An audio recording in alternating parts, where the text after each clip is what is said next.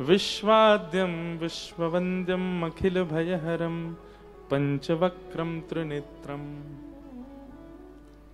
महादेव का श्रृंगार दर्शन कीजिए। आज थोड़ा महाशिवरात्रि है, शंकर जी के विषय में कुछ भाव आ रहे हैं। कहूं द्वितीया का चंद्रमा धारण करते हैं महादेव। क्यों? चंद्रमा की कलाएं बदलती हैं। द्वितीया का चंद्रमा सबसे छोटा चंद्रमा होता है। आप लोगों को जानकर के आश्चर्य होगा, अगर कोई व्यक्ति हर महीने के शुक्ल पक्ष की द्वितीया के चंद्रमा का दर्शन करे, और उसमें भी उसका नियम है शाम होने के बाद, रात्रि हो जाने के बाद में स्नान करे, स्नान करने के बाद शुद्ध वस्त्र पहने, श्वेत पुष्प लेकर के, दूध लेकर के, और बढ़िया एकांत में जाए, छत पर एकांत, बिल्कुल कोई साथ ना हो, मौन रहे, और द्वितीया के चंद्रमा का दर्शन करने के बाद नीचे ही अर्घ प्रदान करे दूध की, उसके बाद पुष्प प्रदान करे, अक्षत प्रदान करे, तत्पश्चात आरती करे, और आरती करने के बाद जो भी आपका गुरु मंत्र है, या जो भी आपका इष्ट मंत्र है, या जो भी स्तुति पाठ आपको आता है, महादेव का चिंतन करके द्वितीया के चंद्रमा का अपलक नेत्रों से दर्शन करना है, बहुत भाव से। अगर कोई व्यक्ति हर द्वितीया के चंद्रमा की इस प्रकार आराधना करके नित्य दर्शन करता है, तो एक दिन करते करते करते द्वितीया के चंद्रमा में ही वो द्वितीया का चंद्रमा इतना दिख रहा है, बाकी का काला आकाश, एक दिन करते करते करते ऐसा होगा कि द्वितीया का चंद्रमा शीश पर विराजमान, और वहीं से ही मुखमंडल और महादेव का सर्वांगण विग्रह का दर्शन होगा। द्वितीया के चंद्रमा आकाश में है, इसका मतलब महादेव बैठे हैं। बस अपनी शुद्ध आराधना से, भावना से कोई दर्शन करे। चंद्रमा ने कहा कि नाथ, संसार के लोग बड़े स्वार्थी हैं, मेरे पूर्णिमा का दर्शन करते हैं। महादेव बोले, संसार को पूर्णिमा का दर्शन करने दो, हम तुम्हारे ऐसे रूप को धारण करेंगे जो सबसे सूक्ष्म है, द्वितीया। उस चंद्रमा को ठाकुर जी अपने महादेव शीश पर धारण करते हैं। दूसरा विशेषता महादेव की, नीलकंठ। ना तो जीव पर विष धारण किया है। क्यों? अगर हम लोगों का मानव स्वभाव कैसा कि कोई चीज हमें अगर पसंद नहीं आई और हमने सेवन कर ली, तो हम नीचे नहीं जाने देते, यहीं रखते हैं और फिर जाके उसको निकाल देते हैं। पर महादेव विष को जीव पर धारण नहीं करते, और इतने भोले हैं कि निकाल क्यों नहीं रहे? बोले विष का क्या दोष बेचारे का, इसको कोई नहीं लेता, लो हम तो लें इसको।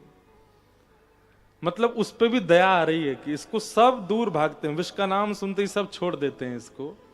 अब ये मुख में आ गया है, जीव पे हम इसको धारण कर नहीं सकते, क्योंकि इसी जिह्वा पर राम विराजमान है, मेरे इष्ट विराज रहे हैं, उस जिह्वा पे विष नहीं रह सकता। कंठ से नीचे लेने लगे तो मन में विचार करने लगे, जो राम जिह्वा पे वो चित्त में भी है। अपने इष्ट जहां विराज रहे हों वहां पंचामृत से अभिषेक करना चाहिए, दूध, घी, दही, शहद आदि से अभिषेक करना चाहिए। हमारे चित्त में राम जी विराज रहे हैं, हम कंठ से नीचे विष लेंगे, मतलब विष से अभिषेक होगा इष्ट का। इसलिए भीतर भी धारण नहीं किया, कहां अवस्थित कर लिया? कंठ में। ना निगल रहे हैं, ना निगल रहे हैं और ना उगल रहे हैं, मध्यस्थ में यहां धारण करके रखा है। एक बहुत बड़ा द्योतक है इस बात का कि महादेव कहते हैं संसार के जितने भी भोग विलास हैं उनको ना तो जिह्वा पर रखो और ना उदर तक जाने दो, क्योंकि कई ऐसे विषय हैं जिनका सेवन आपको करना पड़ता है। कंठ तक ही स्थिर रखो, ना जिह्वा पर आने दो और ना अंतस्थ में प्रवेश करने दो, कंठ में धारण करके रखो। चाहे क्रोध हो, चाहे लोभ हो, चाहे मोह। देखिए संसार में निर्वहन करने के लिए क्रोध भी जरूरी है, संसार में निर्वहन करने के लिए मोह भी आवश्यक है। संसार में निर्वहन के लिए, गृहस्थाश्रम के लिए काम भी आवश्यक है। ईर्ष्या, द्वेष, अभिनिवेश, अहंता, ममता, इन सब का एक सीक्वेंस है और एक अनुपात है। उतने अनुपात में सब जरूरी है। तो अनुपात में सब जरूरी हैं, ना तो उनका अति हो और ना ही उनका नाश हो। इसलिए उसको कंठ में धारण किया है विष को। महादेव साक्षात भक्ति के स्वरूप हैं। एक एक अंग का अगर दर्शन किया जाए महादेव के, भक्ति का रूप प्रकट हो जाता है। गले में किसको धारण करते हैं? सर्प। सर्प की 2 जिह्वा हैं। और आपको पता है सर्प के जो इष्ट हैं उनका नाम क्या है? बताओ। आदि सर्प, उसका नाम क्या है? सबको पता है, शेषनाग। कौन है? शेषनाग। उनका नाम शेष क्यों है? कभी विचार किया? शेष किसको कहते हैं? सब पूर्ण हो जाने के बाद जो रह जाए उसको शेष कहते हैं। शेष नाग की एक विशेषता है कि उनसे बड़ा नाम जापक दुनिया में कोई नहीं है। अपने 1000 फणों से और 1000 फणों में 2-2 जिह्वा, तो 2000 जिह्वा से नित्य भगवान का सहस्र नाम करते हैं, नित्य भगवान के नाम गाते हैं। और उनकी विशेषता इसलिए उनको शेष कहा जाता है कि वो आज जो सहस्र नाम गाए कल एक भी रिपीट नहीं होगा। कल नए सहस्र नाम गाएंगे, परसों नए सहस्र नाम। मतलब पूरी दुनिया जितने भगवान के नाम गाती है, उनके बाद जो शेष रह जाते हैं उनको जो गाता है वो है शेषनाग। अपनी 2-2 जिह्वाओं से, मतलब 2000 जिह्वा से भगवान नाम गाते हैं। ऐसे भगवान नाम गाने वाले को जैसे ही महादेव ने देखा, महादेव के तो नेत्र सजल हो गए। भैया तोते बढ़िया, हमको भक्त नहीं मिले, आजा गले में बैठ, हमारे यहीं विराजो रहे, ताकि तेरे हमारे संस्पर्श से, सत्संग किसको कहते हैं? सद व्यक्ति का संग। तो महादेव नाग का संग क्यों करते हैं? बोले इसके संग से हमारा नाम जब भी बनेगा, इसलिए गले में सर्प धारण करते हैं। महादेव अद्भुत है। दूध, जल, पंचामृत आदि आज ही सुबह सुबह हमारी ही रील हमने देखी। आप लोग क्या देखते हो? हम भी देखते हैं। तो उसमें मैं कहीं बोल रहा था कि जिसके पास भगवान पर, महादेव पर अर्पित करने के लिए कुछ नहीं है, वो दूध चढ़ाता है, वो जल चढ़ाता है, वो पंचामृत चढ़ाता है।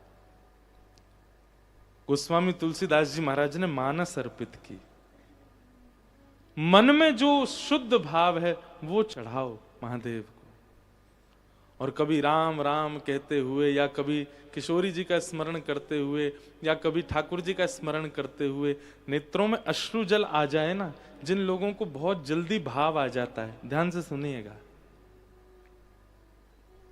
जिन लोगों जो बहुत जल्दी भावुक हो जाते हैं, लेकिन भावुक किस लिए? इसलिए नहीं कि बेटा कुछ करने लग गया तो भावुक हो गए, घर में किसी की बात सुन के ऐसे भावुक नहीं।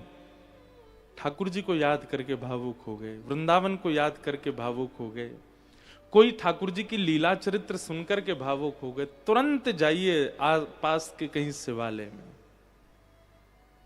और अगर घर में ही महादेव विराज रहे हो तो उनके सन्मुख, और यदि आप कर सको और याद कीजिए वृंदावन को, और महादेव के सन्मुख जाकर के आने दीजिए उन नीरों को नेत्रों से, और उसका अभिषेक कीजिए महादेव को।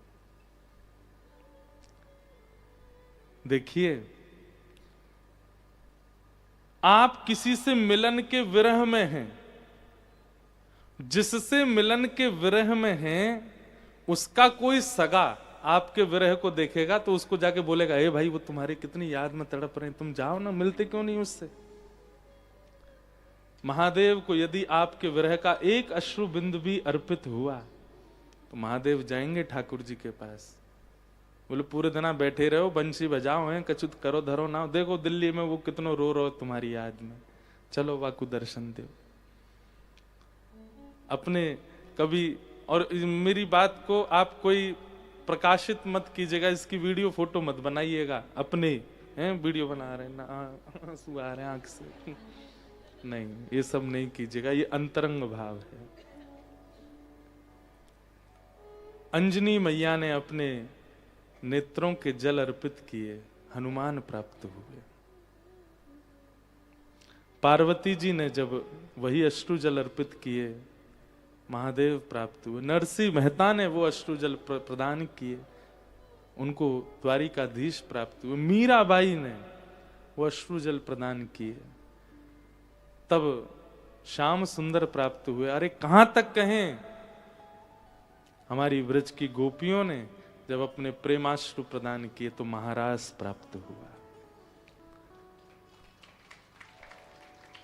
इसलिए अगर कृष्ण विरह चित्त में है, और जब जब विरही होते हैं आप, जिनके चित्त में विरह नहीं है, आप लोगों को चिंता होनी चाहिए।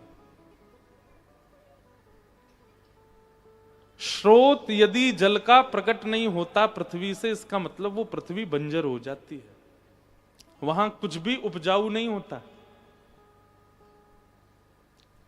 ऐसे ही जिसके नेत्रों से कृष्ण विरह के नीर प्रकट नहीं होते, उसके चित्त में प्रेम भाव सद्भाव रूपी बीज कभी अंकुरित नहीं हो सकते।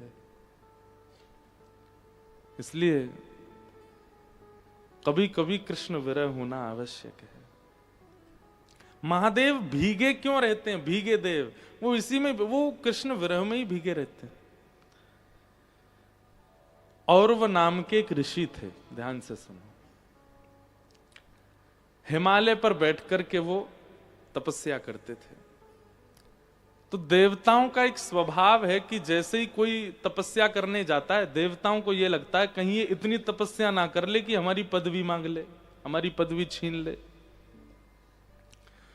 तो देवता क्या करते हैं, आकर के उसको ऑफर देते हैं, वरदान मांगो, ताकि तुम्हारा भजन यहीं रुक जाए, वरदान लेके तुम जाओ, कहीं इतना भजन ना कर लो कि हमारी पदवी छीन लो। क्योंकि भगवान का तो काम है भजन से प्रसन्न होकर प्रकट होते ही कहते, बताइए क्या दें, ब्रह्मा की पदवी दें, सूर्य की पदवी दें, यम की पदवी दें।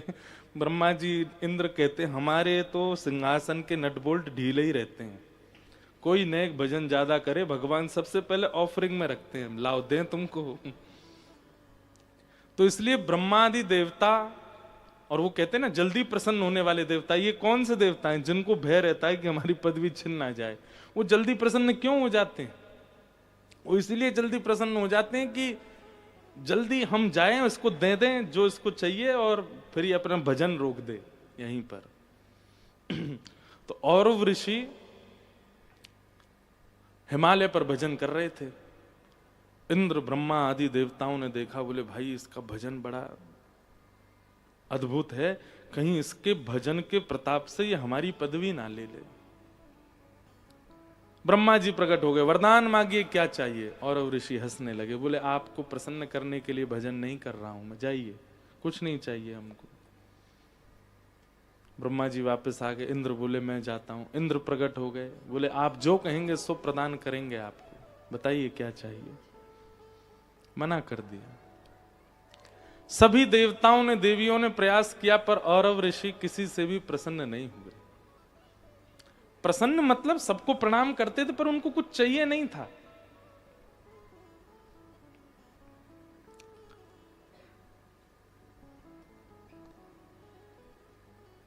सब दौड़े दौड़े महादेव के पास गए। महादेव तो बेचारे भोले बाबा, उनसे जाकर के कह दिया, बोले देखिए ये हमारी पदवी छीनने के लिए भजन कर रहा है, हम लोग तो जाके इसको खूब कह चुके वरदान मांगो, पर ये कुछ नहीं मांग रहा है, आप ही इस पर कुछ अनुग्रह कृपा करो। अब भोले बाबा तो इतने भोरे, इतने सारे देवताओं को दुखी देख करके भोलेनाथ तो बोले अरे राम राम राम, बेचारे कितने कष्ट में आ गए हैं, इन सब की पदवी अगर हमारी किसी क्रिया से बची रहे तो हम क्यों ना करें।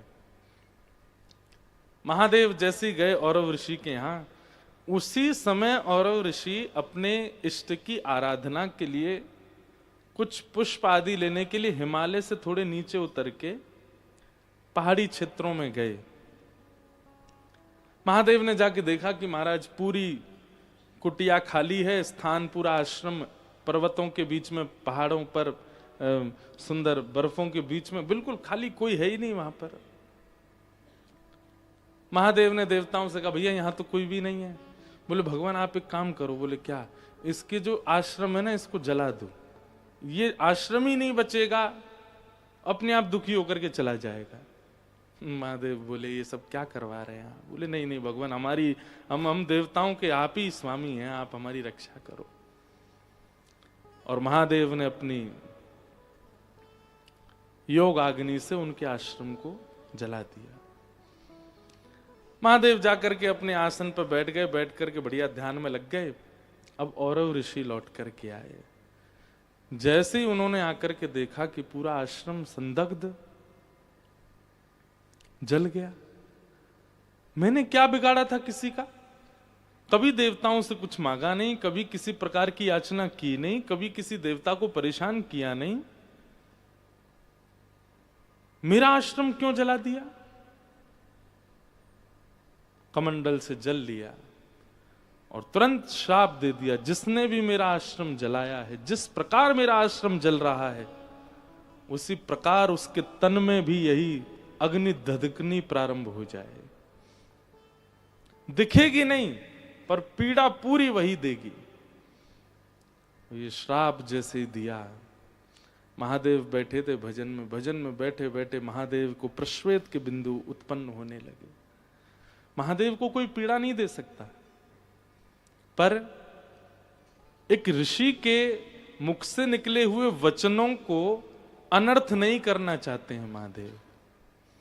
महादेव को किसी की कोई बात कभी नहीं कुछ पीड़ा दे सकती, उनको कोई पीड़ा नहीं दे सकता, वो पर ब्रह्म है।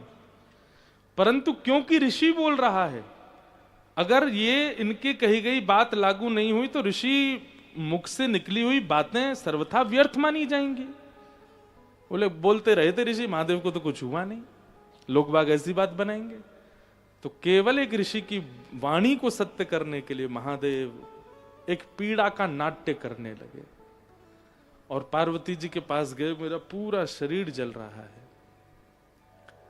पार्वती जी ने खूब गंगा जल डाला, खूब सुंदर सुंदर नदियों के जलों से स्नान कराया, खूब लेप लगाया, लेकिन कोई भी महादेव को शांत नहीं कर पाया। देवता तो सब छुप गए, अपना काम बनता। कोई भी नहीं आया देखने के लिए कि महादेव की पीड़ा है। तब साक्षात शंख चक्र गदा पद्मधारी श्रीमन नारायण पधारे और आकर के जब महादेव की उस पीड़ा का दर्शन किया, नेत्र सजल हो गए ठाकुर जी के। और ठाकुर जी ने कहा, पार्वती जी, तीनों लोकों में चाहे देवता हो, चाहे मानव हो, चाहे राक्षस हो, चाहे बंचर हो, चाहे जलचर हो, हर किसी, तीनों लोकों में प्रकट होने वाले हर किसी व्यक्ति की एक ही वैद्य है और वो है गौ माता। आपने गैया का आह्वान किया? नहीं, अभी तक तो नहीं। बोले अब गैया को बुलाओ। तब गायों का स्मरण किया गया। 77 गैया प्रकट हुई और प्रकट होकर के भगवान ने आज्ञा की। महादेव एक शिला पर बैठ गए और 77 गैया चारों ओर ऊंची शिलाओं पर खड़ी हो गई। उनके थन से जब दुग्ध प्रकट हुआ, तुरंत महादेव के मुखमंडल पर मुस्कान आ गई, प्रसन्न हो गए, नेत्र आंखों में सजल हो गए। ठाकुर जी के इस मंगल प्रयास को देख करके महादेव की वह पीड़ा शांत होने लगी। जैसे ही वो पीड़ा शांत हुई, महादेव की दौड़ करके गए, नारायण भगवान को हृदय से लगाया और कहा, मेरे अति प्रिय प्रभु के द्वारा दिया गया ये उपचार, ये केवल उपचार नहीं है, ये मेरे लिए सबसे बड़ा उपहार है आपकी ओर से। जब तक पृथ्वी है तब तक हम ये नियम बना देंगे कि सब हम पर दुग्धाभिषेक करें, क्योंकि जब वैष्णव दुग्धाभिषेक करता है तो प्रभु श्री महादेव को नारायण का स्मरण होता है और ये पूरी घटनाक्रम उनको याद आने लगती है। इसलिए चाहे रुद्राष्टाध्यायी का अभिषेक किया जाता हो, चाहे किसी भी प्रकार का भाव 16 मंत्रों से अभिषेक किया जाता हो, हम एक बूंदी से ही दूध डालते हैं पानी में और नेक दूध डाल दो फिर करो अभिषेक। क्यों? दुग्ध का स्पर्श होते ही महादेव प्रसन्न हो जाते हैं और उनको वो याद आने लगता है कि ठाकुर जी ने मेरी एक बार पीड़ा को दूर करने के लिए कैसे गैयाओं को प्रकट किया। तब से महादेव पर दुग्धाभिषेक, पंचामृत अभिषेक, ये सब क्रिया होती है। बंधुओं, एक बात हम कहें, आप यदि वृंदावन के उपासी हो, यदि आप श्री राधा कृष्ण उपासी हो, आज महाशिवरात्रि का पावन पर्व, राधा कृपा कटाक्ष, कृष्ण गोपाल सहस्रनाम आदि आदि इन सब भावों को उच्च स्वर में महादेव को सुनाइएगा, गीत गोविंद सुनाइएगा। आज तक तो आपने ठाकुर जी को सुनाए होंगे, आज महादेव को सुनाइएगा। और अपने गुरु मंत्र हो, चाहे राधा नाम हो, उसकी खूब मंगल ध्वनि के साथ महादेव के सामने नृत्य कीजिएगा। आप कल से अपनी भक्ति में किंचित बढ़ोतरी पाएंगे, महादेव भक्ति प्रदान करेंगे। शिव कैलाशों के वासी, धौली धारों के राजा, शंकर संकट हरना। शिव गाइए।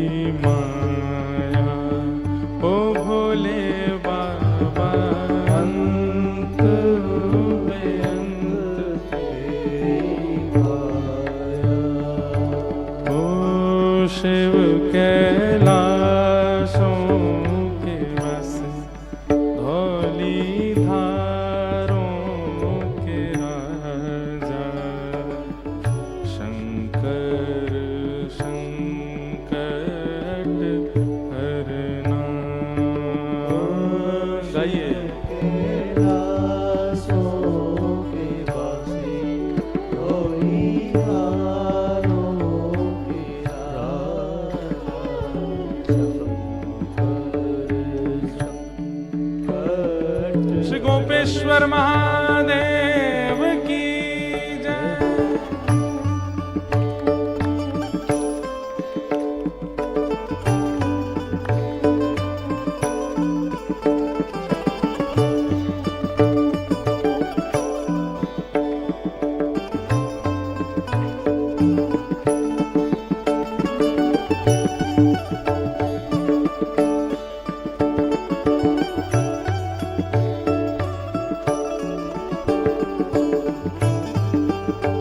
नमः पार्वती पतये।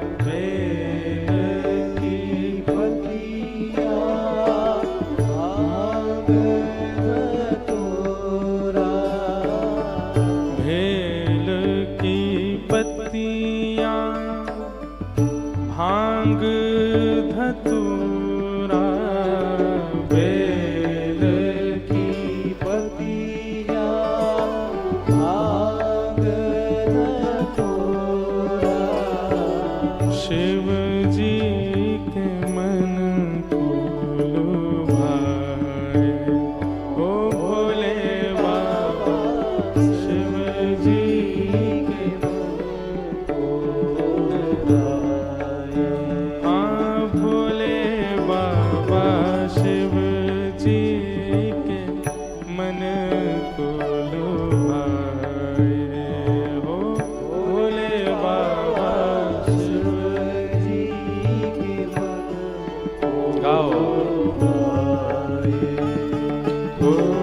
शिव कैलाशों के बस भोली धारों के राजा, शंकर संकट हरना। शिव कैलाशों के बस भोली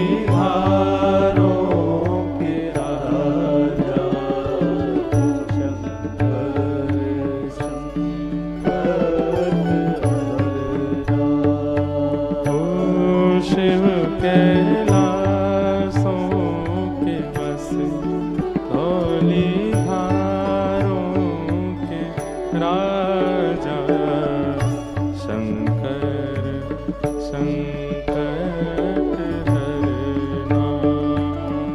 ओ शिव कैलाशों के बस धौली धारों के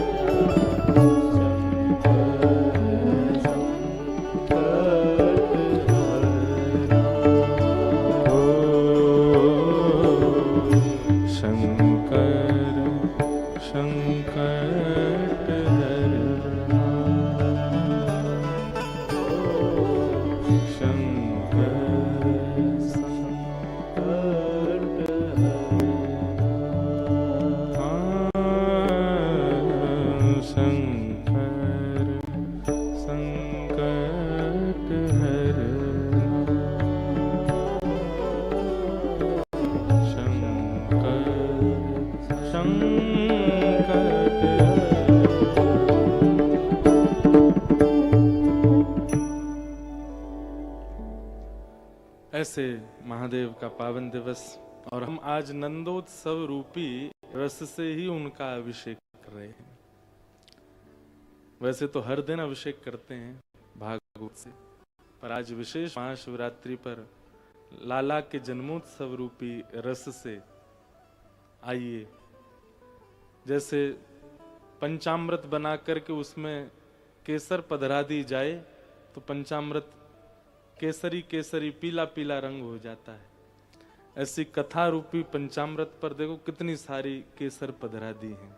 जितने पीले पीले पहन के बैठे हो आप सब केसर के रूप में हैं, और महादेव को सुख देने के लिए आइए आज के मंगल भाव में प्रवेश करते हैं। बोलो वृंदावन बिहारी लाल की जय।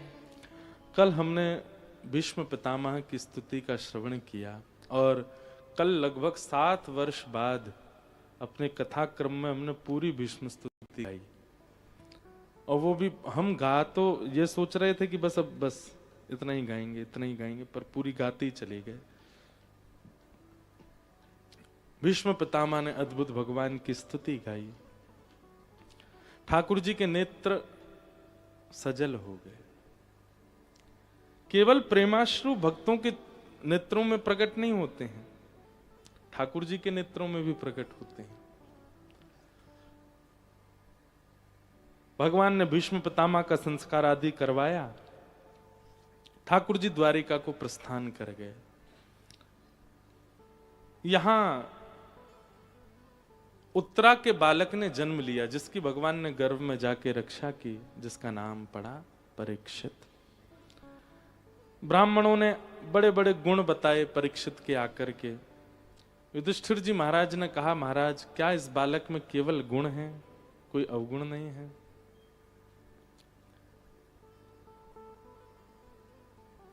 केवल गुणों का ही दर्शन है, कोई अवगुण नहीं है? प्रश्न होता है कि युधिष्ठिर जी ने ऐसा क्यों कहा? जब सामने वाला गुण बता रहा है तो आपको जबरदस्ती अवगुण पूछने की इतनी इच्छा क्यों उठ रही है? तो ये इस बात का प्रमाण है कि संसार में चाहे परीक्षित जैसा बालक जो ठाकुर जी की कृपा से ही अवतरित हो रहा है, वह भी अवगुणों से कहीं ना कहीं युक्त है। पूर्ण गुण युक्त संसार में कोई भी नहीं है। हम भले ही व्यास बन गए, कथा करते हैं, पर कुछ कुछ अवगुण हमारे चित्त में भी है। हाँ, पर एक चीज कहेंगे कि कथा करते करते करते करते करते कई अवगुणों पर काम हुआ और वे धीरे धीरे धीरे धीरे समाप्त हुए। जो 10 वर्ष पूर्व का मेरा स्वभाव या विचार था वो अब नहीं है। कई चीजों में परिवर्तन सत्संग के माध्यम से मेरे भी हो रहा है, पर हाँ, परिपूर्ण रूप से तो अभी तक हम भी कोई बहुत शुद्ध हो गए हो ऐसा नहीं है। एक अपूर्णता सबके अंदर रहेगी। मैंने शायद पहले दिन कथा में कहा था कि पृथ्वी का जो गुरुत्वाकर्षण है, वो गुरुत्वाकर्षण हमको खींच करके रखता है, क्योंकि कहीं ना कहीं उस गुरुत्वाकर्षण में अवगुण का एक तत्व है और वही अवगुण हमारे अंदर है, इसीलिए हम खींच रहे हैं। जिस दिन वो अवगुण तत्व हमारे भीतर से पूर्ण रूप में नष्ट हो गया, हम उड़ने लग जाएंगे आकाश में। गुरुत्वाकर्षण हमको रोक नहीं पाएगा।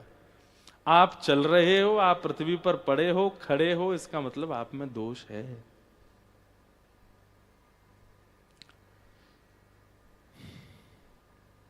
तो युधिष्ठिर जी ने ब्राह्मणों से कहा, आपने इस बालक के केवल गुण ही गुण बताए, कोई अवगुण नहीं है क्या इस बालक में? तब ब्राह्मणों ने उसकी जन्म पत्री देख करके कहा कि महाराज, आप सुनने का साहस रखते हो तो हम बताएं। बोले आप बताइए, कोई ऐसी बात नहीं। तब सब ब्राह्मणों ने मिलकर के कहा कि महाराज, तक्षकादात्मनो मृत्युम द्विजपुत्रोपसर्जिता प्रपत्स्यत उपश्रुत्य मुक्त संग पदम हरे। तक्षक सर्प के दंशन से आपके इस बालक की मृत्यु होगी। और तक्षक सर्प तब तक नहीं डसता जब तक कोई वैष्णव अपराध ना हो जाए, कोई ब्राह्मण का अपराध ना हो जाए, किसी संत महापुरुष का अपराध आप ना कर दो।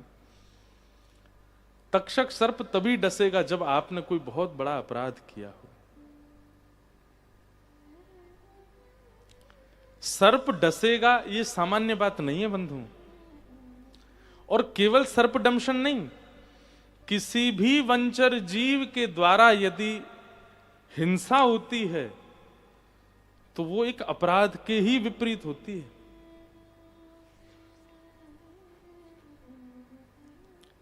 और वो शुभ नहीं मानी जाती। आपको कोई वंचर जीव पीड़ा पहुंचा दे तो इसका संकेत शुभ नहीं होता। और उसमें विशेष रूप से यदि सर्पदंशन है तो कहीं ना कहीं उसका इस बात से मेल माना जाता है कि आपको भगवत प्राप्ति में बाधा है, ठाकुर जी नहीं मिलेंगे अगर सर्पदंशन है तो। क्योंकि सर्पदंशन वैष्णव अपराध, भक्त अपराध, संत मुनियों का, किसी श्रेष्ठ भजनानंदी का आपने अपराध किया, उसी रूप में आकर के एक संकेत देता है कि अब तुम भगवत प्राप्ति नहीं कर सकते। और अगर मृत्यु हो जाए तो ये समझ लीजिए कि आपको स्वर्ग भी प्राप्त नहीं होगा, वैकुंठ भी प्राप्त नहीं होगा, पुनर्जन्म हो सकता है। हम ये नहीं कहेंगे कि नरक जाना पड़े, पर हां, अगर आपके जीवन भर के पुण्य अति हैं और आपको स्वर्ग में आपका नाम लिखा है कि भाई यहां आना है, या आपका भजन वैकुंठ तक पहुंचाने की सामर्थ्य रखता है, और सर्पदंशन हो जाए तो उसमें बाधा है। फिर आपको शुरू से शुरुआत करनी पड़ेगी। जैसे सांप सीढ़ी गेम होता है ना, उसमें सांप डस दे तो नीचे ही आना पड़ता है, चाहे आप कितनी भी सीढ़ियां चढ़ के ऊपर गए हो। ठीक वैसे ही आपके जीवन में किए गए सारे भावों को नजरअंदाज कर दिया जाता है सर्पदंशन से। शुरू से शुरू होगा फिर, और उसमें भी तक्षक सर्प। ये सुनकर के युधिष्ठिर थोड़े चिंतित हो गए। इसका मतलब हमारा ये बालक संतों का अपमान करेगा, ब्राह्मणों का अपमान करेगा। तब ब्राह्मणों ने पुनः अपनी ज्योतिष विद्या से बताया, बोले महाराज लेकिन एक बात हम और कहते हैं। क्या? प्रपत्स्यत उपश्रुत्य मुक्त संग पदम हरे। बोले पहली बार किसी की ऐसी जन्म कुंडली मिली है जहां पर सर्पदंशन की भी योजना है, योग है, और अगर इनके जन्म नक्षत्रों के अनुसार देखें तो इनकी मृत्यु के बाद इनको मुक्ति भी प्राप्त होने वाली है।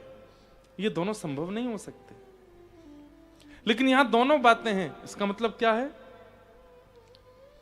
सर्पदंशन के बाद भगवत प्राप्ति में बाधा है, लेकिन यदि कोई गुरु चाह जाए कि नहीं इसको ठाकुर जी मिलेंगे, तो चाहे तक्षक सर्प डसे चाहे शेषनाग डसते, एक गुरु प्रसन्न होकर के अगर चाह जाए कि ठाकुर जी मिलेंगे तो फिर कोई नहीं रोक सकता।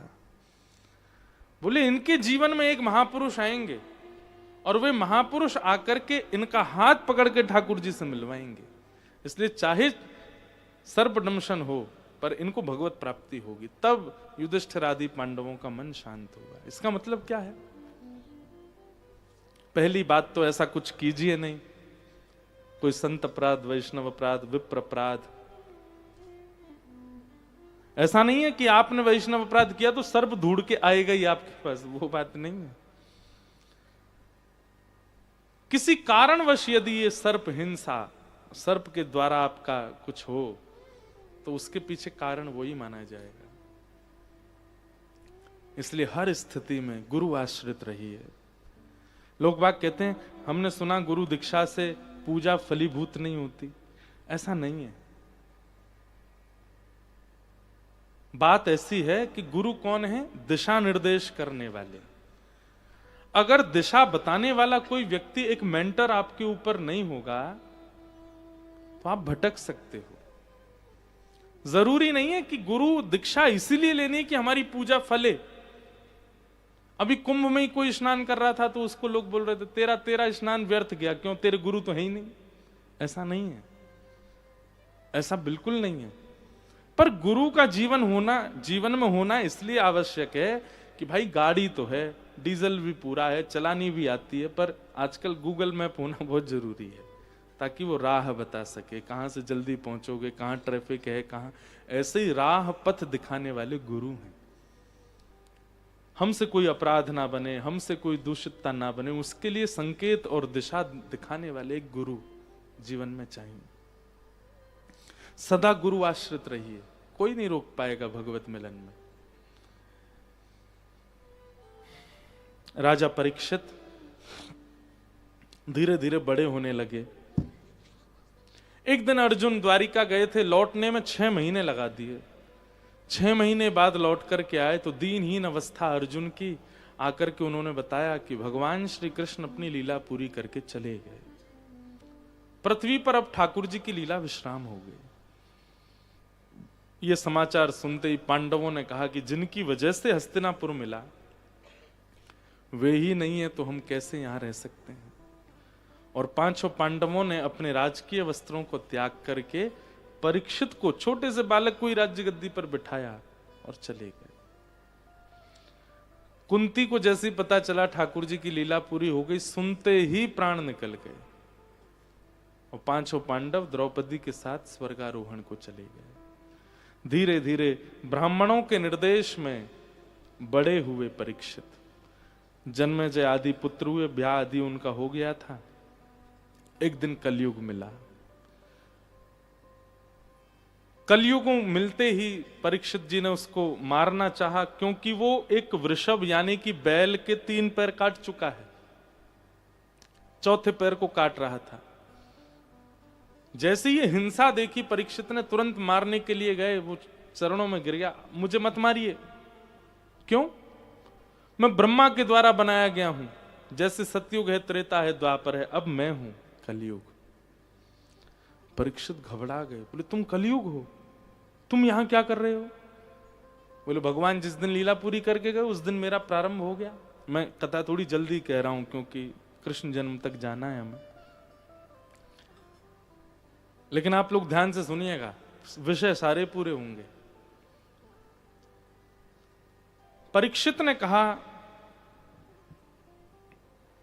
भले ही तुमको ब्रह्मा ने बनाया हो, लेकिन इस पृथ्वी का एक छत्र सम्राट मैं हूं, मेरी आज्ञा के बिना तुम नहीं आक्रमण कर सकते।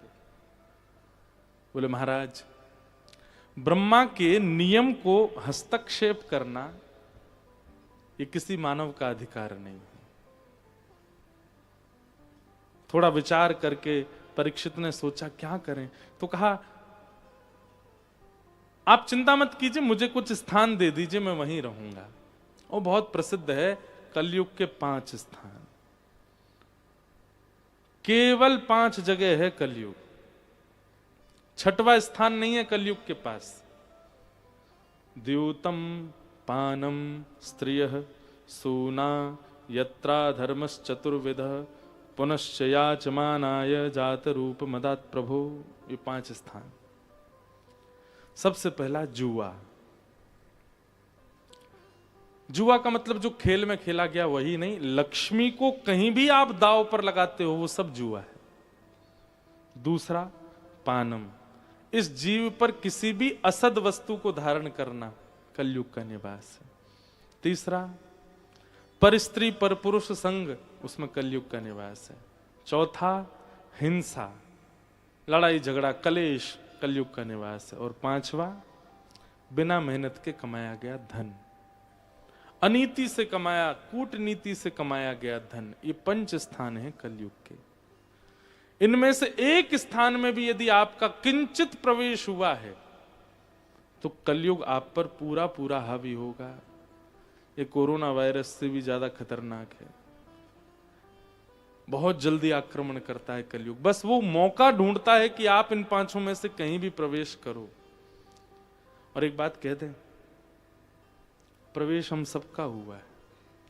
इन 5 स्थानों में कहीं ना कहीं हम सब जा चुके, और ज्यादातर 5वां वाला स्थान जो है बिना मेहनत के कमाया गया धन। हम जुआ नहीं खेलते, हम पानम नहीं करते, पर स्त्री पर पुरुष संग नहीं करते, हिंसा नहीं करते। ये लास्ट के 2 जो हैं कहीं ना कहीं इनमें हमारा प्रवेश है। एक तो कलेशों में, लड़ाई झगड़ा मारपीट और वाद विवाद झगड़ा, इसमें हमारा प्रवेश है। और दूसरा बिना मेहनत के कमाया गया धन, सब में कलयुग है। राजा परीक्षित ने 5 स्थान दे दिए, बड़े प्रसन्न हो गए कि अब कलयुग नहीं आएगा, 5 ही जगह हैं उसके पास। राजा परीक्षित अपने आश्रम गए, जाकर के उन्होंने तय खाने में देखा खूब सारा धन धान्य रखा था, पांडवों के द्वारा युद्ध में जीता गया धन। और उसी धन में एक मुकुट रखा था जरासंध का। मुकुट पहन करके जीवन निर्वहन करने की उनकी इच्छा नहीं थी, केवल वो पहन के देखना चाहते थे कि मुझ पर कैसा लगेगा। जैसे ही मुकुट सिर पर धारण किया, केवल पहन के देखने की इच्छा थी, इतने में ही कलयुग प्रविष्ट हो गया। क्यों? बिना मेहनत का धन पहना है। सोचो हम कहां तक बचेंगे। आजकल तो मॉल्स में चेंजिंग रूम ही होते, वहीं पहन पहन के देख लेते हैं। कीमती वस्तु बाहर से ही पता है, टैग देख के आ गए, हमारे बस का नहीं है खरीदना, पर पहन तो ले ये एक बार।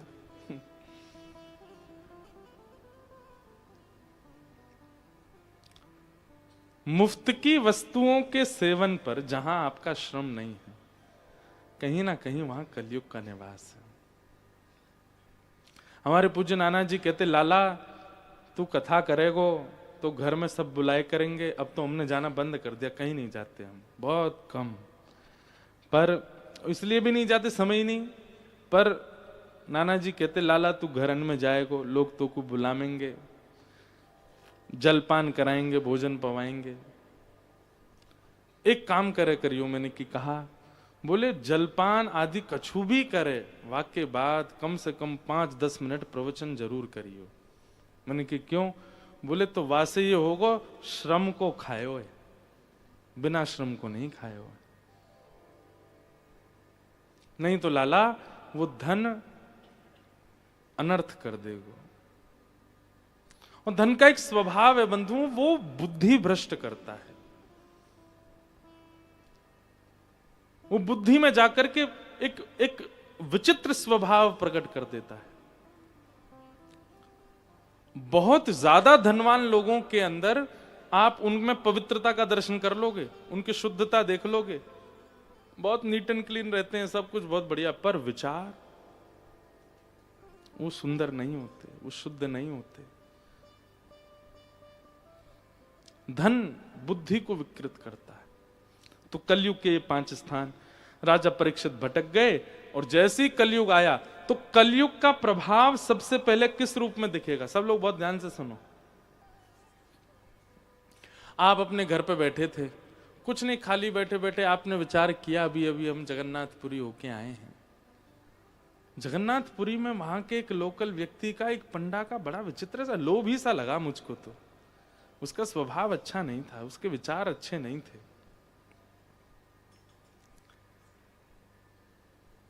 कलयुग का सबसे पहला प्रभाव वो भगवत और भगवत संबंधी वस्तुओं के प्रति आपके चित्त में संशय प्रकट करवाएगा। कथा सुनकर के गए और सुनने के यहां से लौट जाने के बाद में मुझ पे ही संशय होने लग जाए। नहीं, ये कोई वैसे भी सच में हम यार यहां 60 साल के और ये 28 साल का, 60 साल में जो हमको बात नहीं पता चली, ये 28 साल का हमको कैसे बता रहा है?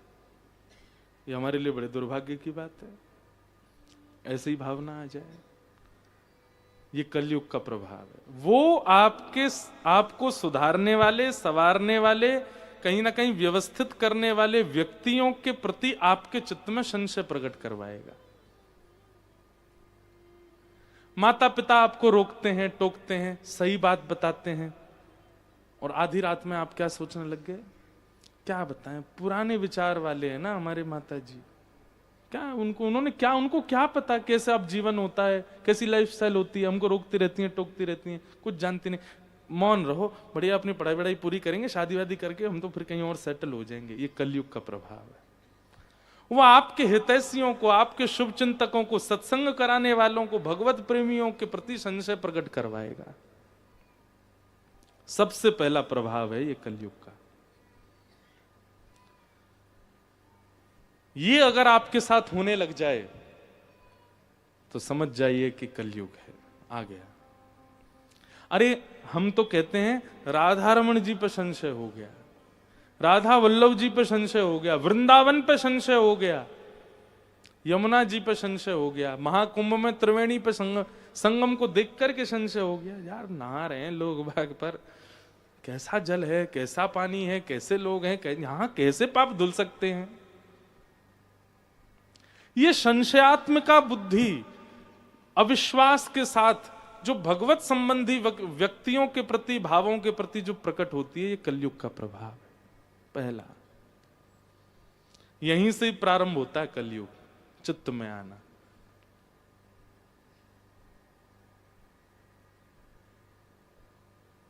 और वही हुआ राजा परीक्षित के साथ।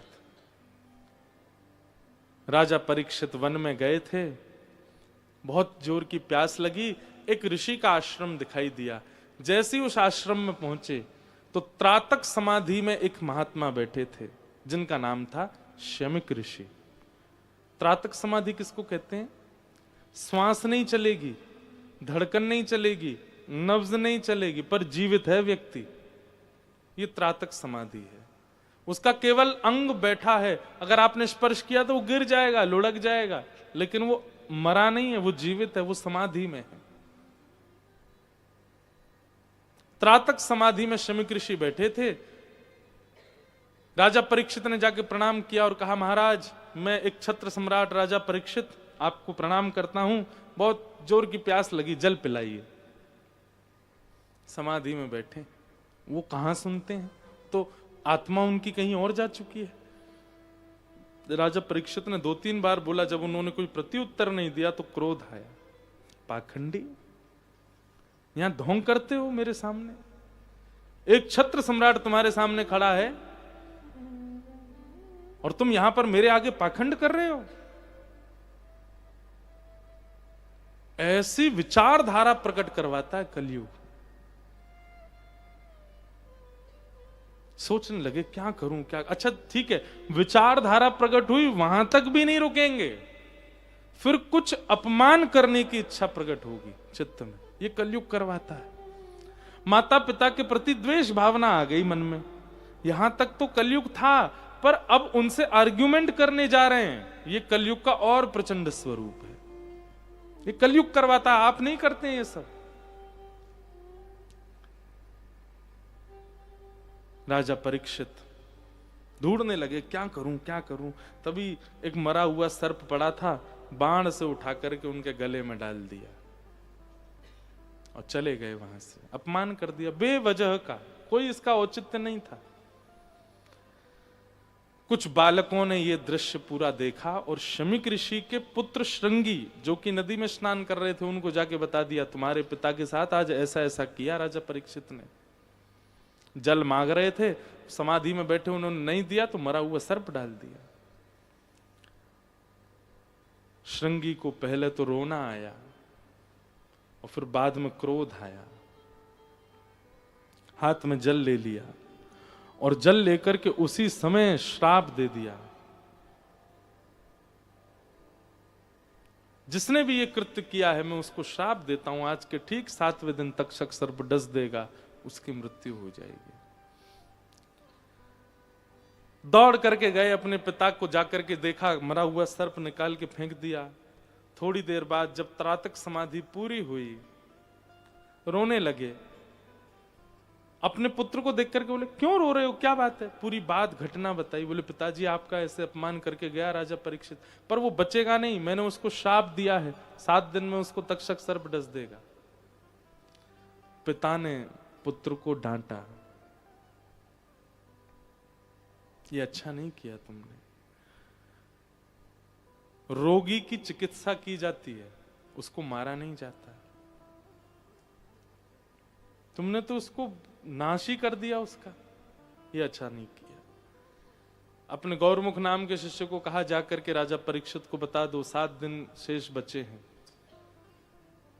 यहां राजा परीक्षित ने मुकुट धर, अब धीरे धीरे कलयुग का प्रभाव, कलयुग का यही काम है, वो पहले आपसे गलत करवाएगा और गलत जब आप सब करा दोगे, सब नाश आपका हो जाएगा, फिर आप क्या सोचोगे, अरे राम राम ये मैंने क्या किया, ये मुझसे बहुत बड़ी गलती हो गई, गड़बड़ी हो गई। अब आप आत्मग्लानि में जी रहे हो, गिल्ट होगा आपको अंदर से, गिल्ट फीलिंग आती है ना कुछ भी करने के बाद। ये कलयुगी है, वो थोड़ी देर के लिए आपके अंदर आवेश के रूप में आता है और सब आपका नाश सर्वनाश करवा करके और फिर भाग जाता है, फिर हंसता है, खिलखिलाता है जब आप परेशान होते हैं। बोले हाँ अब आएगा आनंद, अब फंसेगा ये। राजा परीक्षित को बहुत आत्मग्लानि हुई, मैंने क्या कर दिया, एक ऋषि के गले में मरा हुआ सर्प डाल दिया। तभी गौरमुख शिष्य आए और राजा परीक्षित को आके कहा आपने जो आज कृत्य किया महाराज, उसके वजह से 7 दिन में मरने का आपको श्राप लगा, अपनी मुक्ति का उपाय खोज लीजिए। राजा परीक्षित उदास नहीं हुए, अपने पुत्र को राज्य गद्दी पर बिठाया, निकल गए गंगा के किनारे। अनेक ऋषियों से पूछा मेरी भगवत प्राप्ति कैसे हो, मुझे मुक्ति कैसे मिलेगी, पर कोई भी नहीं बता पाया। सबने अनेक अनेक उपाय बताए, पर कोई भी प्रमाण से नहीं कह पाया इससे मुक्ति मिलेगी। तभी वहां सुखदेव जी का आगमन हुआ। बोलो सुखदेव जी महाराज की। कि तत्रा भवद भगवान व्यास पुत्रो यदिच्छया कामटमानोऽनपेक्षः अलक्षलिंगो निजलाभतुष्टो वृतस्य बालैरवधूतभेषः।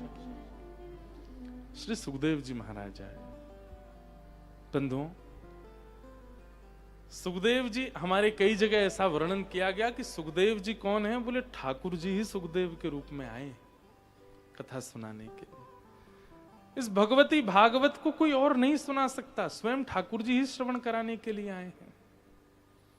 सुखदेव जी महाराज आए, आकर के आसन पर बैठे। राजा परीक्षित ने चरणों में प्रणाम करते हुए कहा, मेरी मुक्ति का उपाय बताइए। सुखदेव जी हंसने लगे और हंस करके बोले, मुक्ति की कामना, मुक्ति की इच्छा या मुक्ति की चिंता उनको होनी चाहिए जिनको संशय है अपने ऊपर। आपको क्यों है संशय? आप तो वो बालक हो जिसने जन्म बाद में लिया, भगवान का दर्शन गर्भ में पहले। ठाकुर जी ने तुम्हारी मां के गर्भ में आके तुमको दर्शन दिया है। तुमको तो याद नहीं होगा, पर सुना तो तुमने होगा ना। तुम्हारी मां उत्तरा के ऊपर ब्रह्मास्त्र छोड़ा गया, ठाकुर जी ने गर्भ में आके रक्षा की। सोचो, अगर तुम इंपॉर्टेंट नहीं होते उस समय ब्रह्मास्त्र तुमको मार देता, पर तुमसे कोई आशा थी ठाकुर जी को, इसलिए ठाकुर जी ने गर्भ में आके तुम्हारी रक्षा की। हमारे पूज्य पिताजी महाराज के गुरुदेव भगवान एक बहुत अच्छी बात कहते हैं, आपको समझ आए तो सुनिए। बोले ठाकुर जी उस गर्भ में प्रवेश कर गए जिस गर्भ में न जाना पड़े, इसी का सारा उपदेश देते हैं सारे शास्त्र। चाहे भागवत जी हो, चाहे राम कथा हो, चाहे मानस जी हो, चाहे शिव पुराण हो, चाहे अग्नि पुराण हो, हर जगह एक ही बात ज्यादातर बताई जाती, ऐसे कर्म करो पुनर्जन्म ना लेना पड़े, ये तुम्हारा अंतिम जन्म हो। सब जगह यही उपदेश दिया जाता है। पुनर्जन्म मतलब पुनः मातृगर्भ में ना आना पड़े। उस इतना ही दूषित है अगर मातृगर्भ, ठाकुर जी क्यों गए? परीक्षित की रक्षा के लिए। श्रीमद् भागवत में कपिल देवभूति संवाद में नरक से भी ज्यादा भयावह बताया गया है मातृगर्भ को। नरक में भी इतनी पीड़ा नहीं होती जितनी मां के गर्भ में उस बालक को होती है। अभी विस्तार का मुझ पर समय नहीं तो मैं सुनाता, कितनी पीड़ा होती है उस बालक को जब वो मातृगर्भ में होता है। उस गर्भ में ठाकुर जी प्रवेश कर गए, इसका मतलब क्या है? तुम सामान्य नहीं हो परीक्षित, ठाकुर जी को तुमसे कुछ आशा है, इसलिए ठाकुर जी गए। और जिससे ठाकुर जी आशा करते हैं उसको अपनी मुक्ति की चिंता है। मुक्ति की चिंता तो उनको होनी चाहिए जिनके जीवन में ना कभी भजन आया, ना कभी भगवत कथा आई, ना कभी वैष्णव आए, ना कभी संत आए, दूर दूर तक भगवत भावों से जो दूर है। चिंता तो उनको होनी चाहिए, तुम चिंता क्यों कर रहे हो? राजा परीक्षित बोले, तो फिर 7 दिन में मेरी मृत्यु होगी, मुझे चिंता क्या करनी चाहिए फिर? बोले, गर्भ में आकर के भगवान ने तुम्हारी रक्षा की, क्या तुमने उनको देखा था? बोले, गर्भ के बालक को क्या याद रहता है, मुझे तो कुछ। बोले, ये चिंता तुमको होनी चाहिए कि ठाकुर जी मेरे इतने समीप थे, मैं फिर भी उनको नहीं देख पाया। मेरे लिए गर्भ में आए थे, मैं फिर भी उनको नहीं देख पाया। जहां तीन 4 युगों तक तपस्या करते हैं संत जन, तब भी भगवत दर्शन नहीं हो पाता उनको। तुम्हारी तो मातृगर्भ में आए थे ठाकुर जी। तुमको चिंता ये होनी चाहिए कि इतनी पास आकर के भी चले गए, मुझे दिखे नहीं, मुझे याद नहीं उनके नेत्र कैसे, उनके हाथ कैसे, उनकी मुस्कान कैसी। ये चिंता तुमको होनी चाहिए। तुमको मुक्ति की नहीं, तुमको भगवत दर्शन की चिंता होनी चाहिए कि अब तुम्हारे पास केवल 7 दिन बचे हैं, कहीं 7वां दिन आ जाए, तक्षक सर्प डस दे और तुम भगवत दर्शन ना कर पाओ। चिंता तुमको ये होनी चाहिए। यही चिंता हम सबको होनी चाहिए। हमारा 7वां दिन किसी भी दिन आ सकता है। आज की हम कथा सुना रहे हैं, क्या कोई भरोसा कल का? कल की सुना पाएंगे? आप लोग चलो, हम पे तो आपको दया आ गई होगी, महाराज जी ऐसे मत बोलो, आप तो कल भी आओगे। तो चलो आप पे डाल देते हैं, आप सुन पाओगे कल की कथा? कोई गारंटेड हो?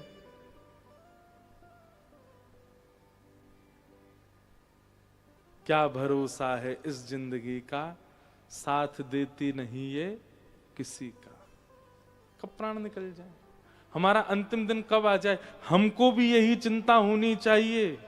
पता नहीं कौन सा दिन हमारा अंतिम है, उससे पहले हे राधा रमन लाल आप अब आज भी नहीं दिखे हमको, रात में इसी चिंता में सोना चाहिए हमको।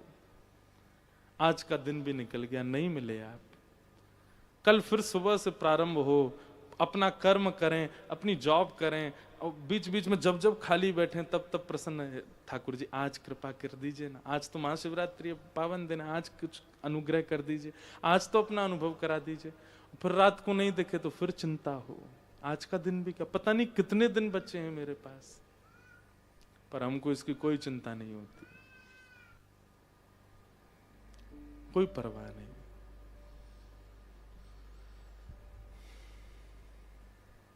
यही बात समझा रहे हैं परीक्षित को, परीक्षित तुम्हारे जीवन के केवल 7 दिन बचे हैं, तुम मुक्ति तो तुमको मिलनी ही मिलनी है, उसमें कोई संशय नहीं है। ठाकुर जी जिसके पास से निकल जाते हैं उसको मुक्ति मिल जाती, तुम्हारे लिए तो स्पेशली गर्भ में आए थे। तुम मुक्ति की चिंता मत करो, वो तो तुम्हें मिली गई है, तुम तो भक्ति की चिंता करो, तुम तो दर्शन की चिंता करो।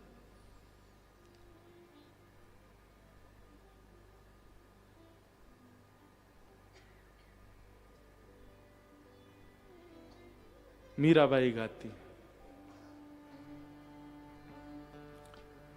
दुखन लागे नैन दरस बिन, दुखन लागे दरस बिन, दुखन लागे नैन दरस बिन, दुखन लागे नैन दरस बिन, दुखन लागे नैन दरस बिन। सब लोग गाओ।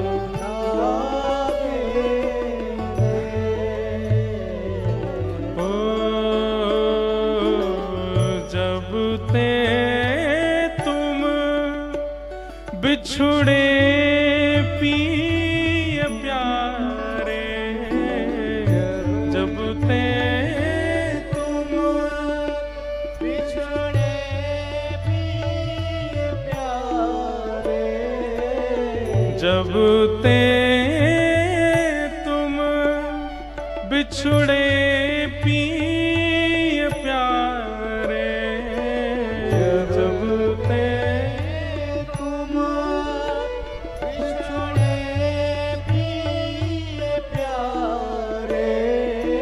कबहू न पायो चैन दरस बिन, दुखन लागे नैन दरस बिन, दुखन लागे।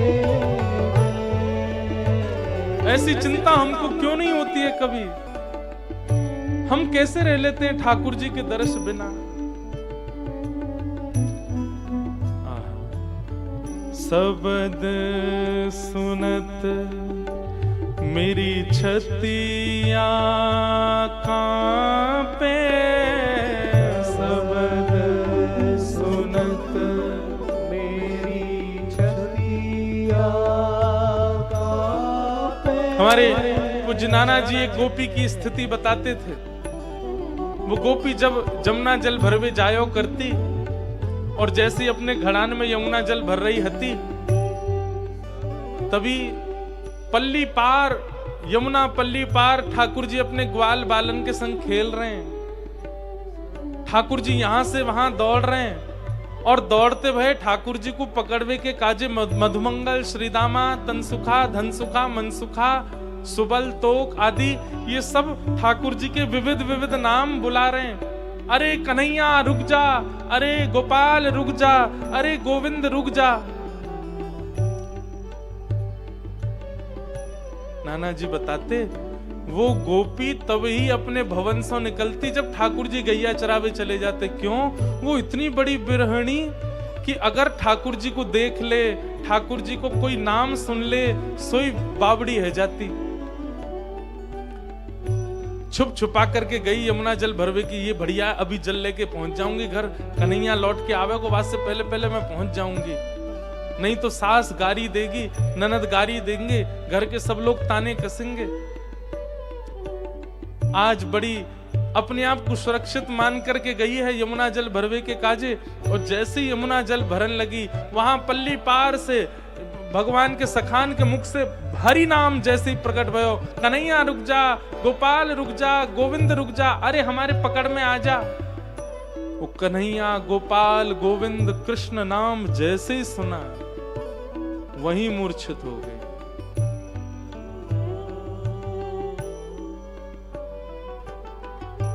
एक एक रोम उसका रोने लगा। कोई गोपी आकर के उसको चेताती है, तब वह गाती है, कृष्ण नाम जबते श्रवण सुनोरी आली, भूली री भवन में तो बावरी भई रे। मैं कहा बताऊं, अरे तुमको तो देखवे को मिले, तुमको तो मिलवे को मिले, तुमको तो सुनवे को मिले, पर मैं तो आज स्थिति में जा चुकी हूं कि यदि कोई छोटे को भी कृष्ण बोल दे तो मैं खड़ी भी ना है पाऊं। इतना प्रेम विरह चित्त में। हम लोग अपने आप को प्रेमी कहना बंद कर दें, हमारा प्रेम तुच्छ मात्र है ठाकुर जी के प्रति। शब्द सुनत मेरी छतिया कांपे, मीराबाई कह रही हैं,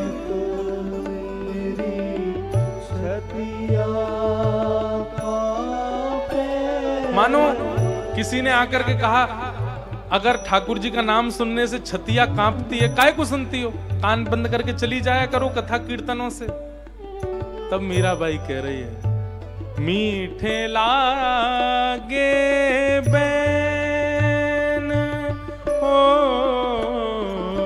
मीठे लागे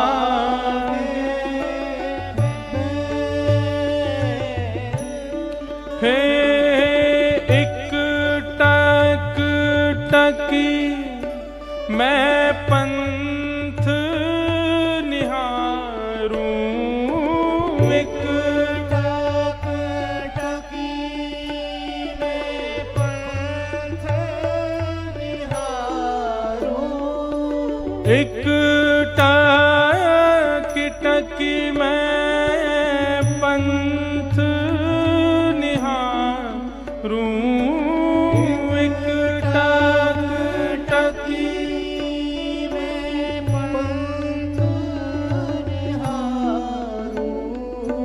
भई क्षमा से रैन दरस बिन दुखन लागे, नैन दरस बिन दुखन लागे। हो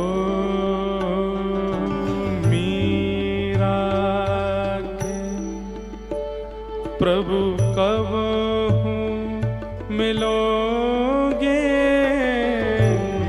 मीरा के प्रभु कब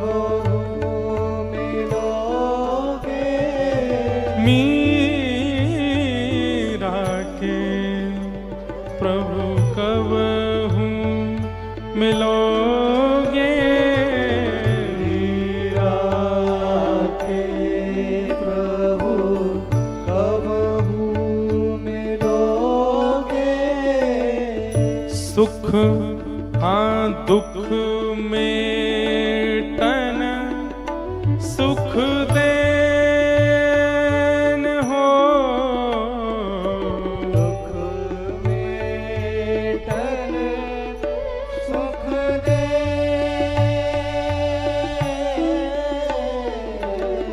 दुख मेटन सुख देन दरस बिन दुखन लागे नैन दरस बिन दुखन लागे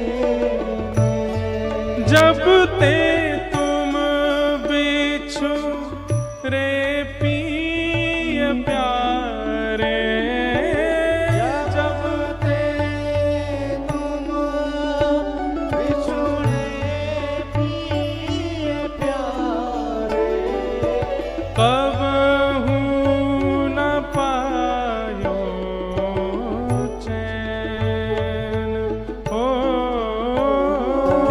कबहू न पायो दरस बिन दुखन लागे नैन तरस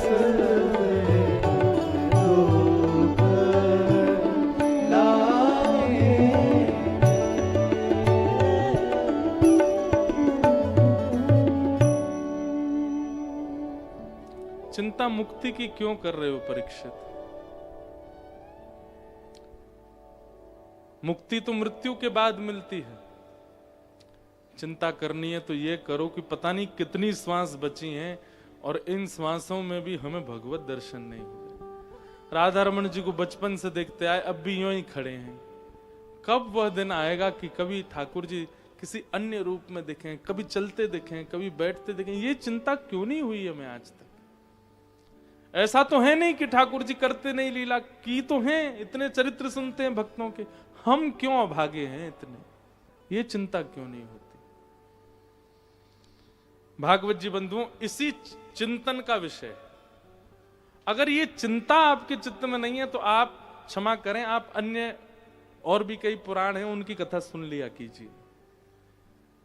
कथा तो केवल इसी चिंता में सुननी चाहिए कि हमें ठाकुर जी मिले, बस सब मिल गया हमको।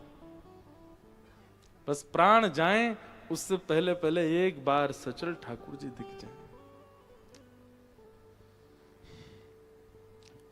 परीक्षित ने हाथ जोड़े, चरणों में प्रणाम करके कहा, महाराज मुझे नहीं चाहिए मुक्ति, मुझे नहीं चाहिए भुक्ति, अब मुझे कोई चिंता नहीं। अब मेरी चिंता केवल एक है, मेरे जीवन के केवल 7 दिन बचे हैं। मुझे उन श्री कृष्ण का दर्शन कराइए जिन्होंने मेरे पूर्वज पांडवों के हाथ पकड़ के महाभारत का युद्ध पार करवा दिया।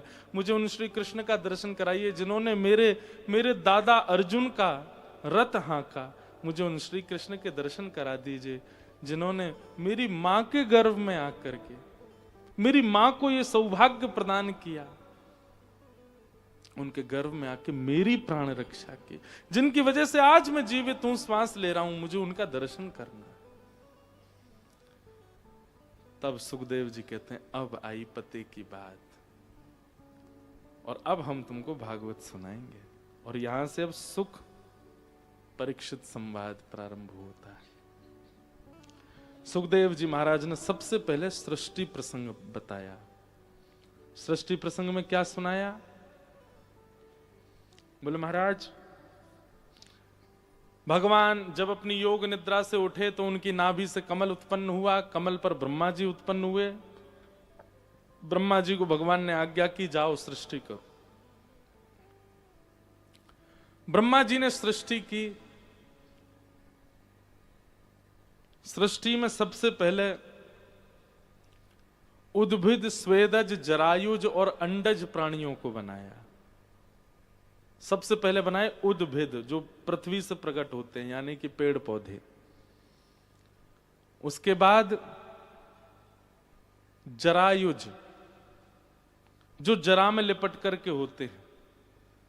स्वेदज, जो गंदगियों से हो जाते हैं या वर्षा के जल गिरने से उससे उत्पन्न होते हैं।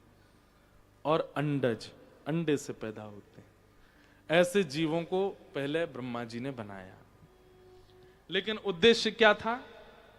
ऐसा जीव बनाना है जो भजन भी करे और कर्म भी करे, पर ये सब कुछ नहीं कर पा रहे थे। तब भगवान ने उनको चतुश्लोकी भागवत का उपदेश प्रदान किया। और उस चतुश्लोकी भागवत का उपदेश का उन्होंने पुरुषण किया। पुरुषण किसे कहते हैं? मंत्र में जितने अक्षर हैं उतनी लाख बार उस पूरे मंत्र का जाप, उसको पुरुषण कहते हैं।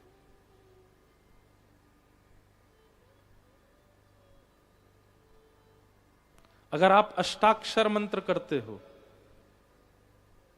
8 अक्षर का कोई मंत्र करते हैं, तो 8 लाख उसके जाप लगातार, तब वो माना जाएगा पुरुषण। जितना बड़ा मंत्र उसके अक्षर गिन लीजिए, उतने अक्षर लाख में उसका जाप होगा, तब पुरुषण होगा। चतुश्लोकी भागवत का पुरुषण किया ब्रह्मा जी ने, और तत्पश्चात जैसी कृति की तो प्रथम मानव को बनाया।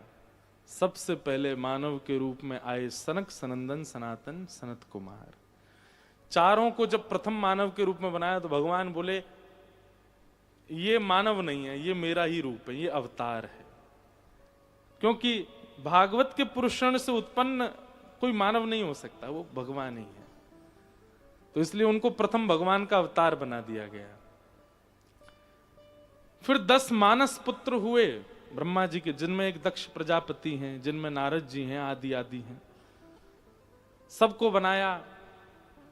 सबके निर्माण के बाद, अच्छा, अब दिक्कत क्या आ रही थी कि अब नारद जी, वो ब्रह्मा जी इनसे पूछें, हाँ भाई मैंने तुमको क्यों बनाया? ये कहें सब भजन करने के लिए बनाया। ब्रह्मा जी बोले पहले जिनको बना रहा था वो केवल कर्म करने वाले थे, अब जो बनने ये भजन करने वाले हैं। तब देखिए शिव महापुराण की बातें कहीं कहीं अलग हैं। भागवत जी में ऐसा वर्णन है कि फिर ब्रह्मा जी को क्रोध आया, कब से सृष्टि करने बैठे हैं, बनने में ही नहीं आ रही है। तब ब्रह्मा जी ने क्रोध जैसे किया तो ललाट नीला पड़ गया, और तभी ललाट का भेदन करके महादेव प्रकट हुए। अब किसी ने मुझसे कहा, बोले महाराज जी महादेव तो परमात्मा है, ब्रह्मा जी से क्यों प्रकट होंगे वो? देखिए हम सबके अंदर सारे देवता विद्यमान हैं। मेरे अंदर महादेव भी हैं, मेरे अंदर इंद्र भी हैं, मेरे अंदर ब्रह्मा भी हैं, मेरे अंदर सारे देवता हमारे भीतर ही विराजमान हैं। हमारी जो जो क्रियाएं हैं वो इन सब से ही पूर्ण होती हैं।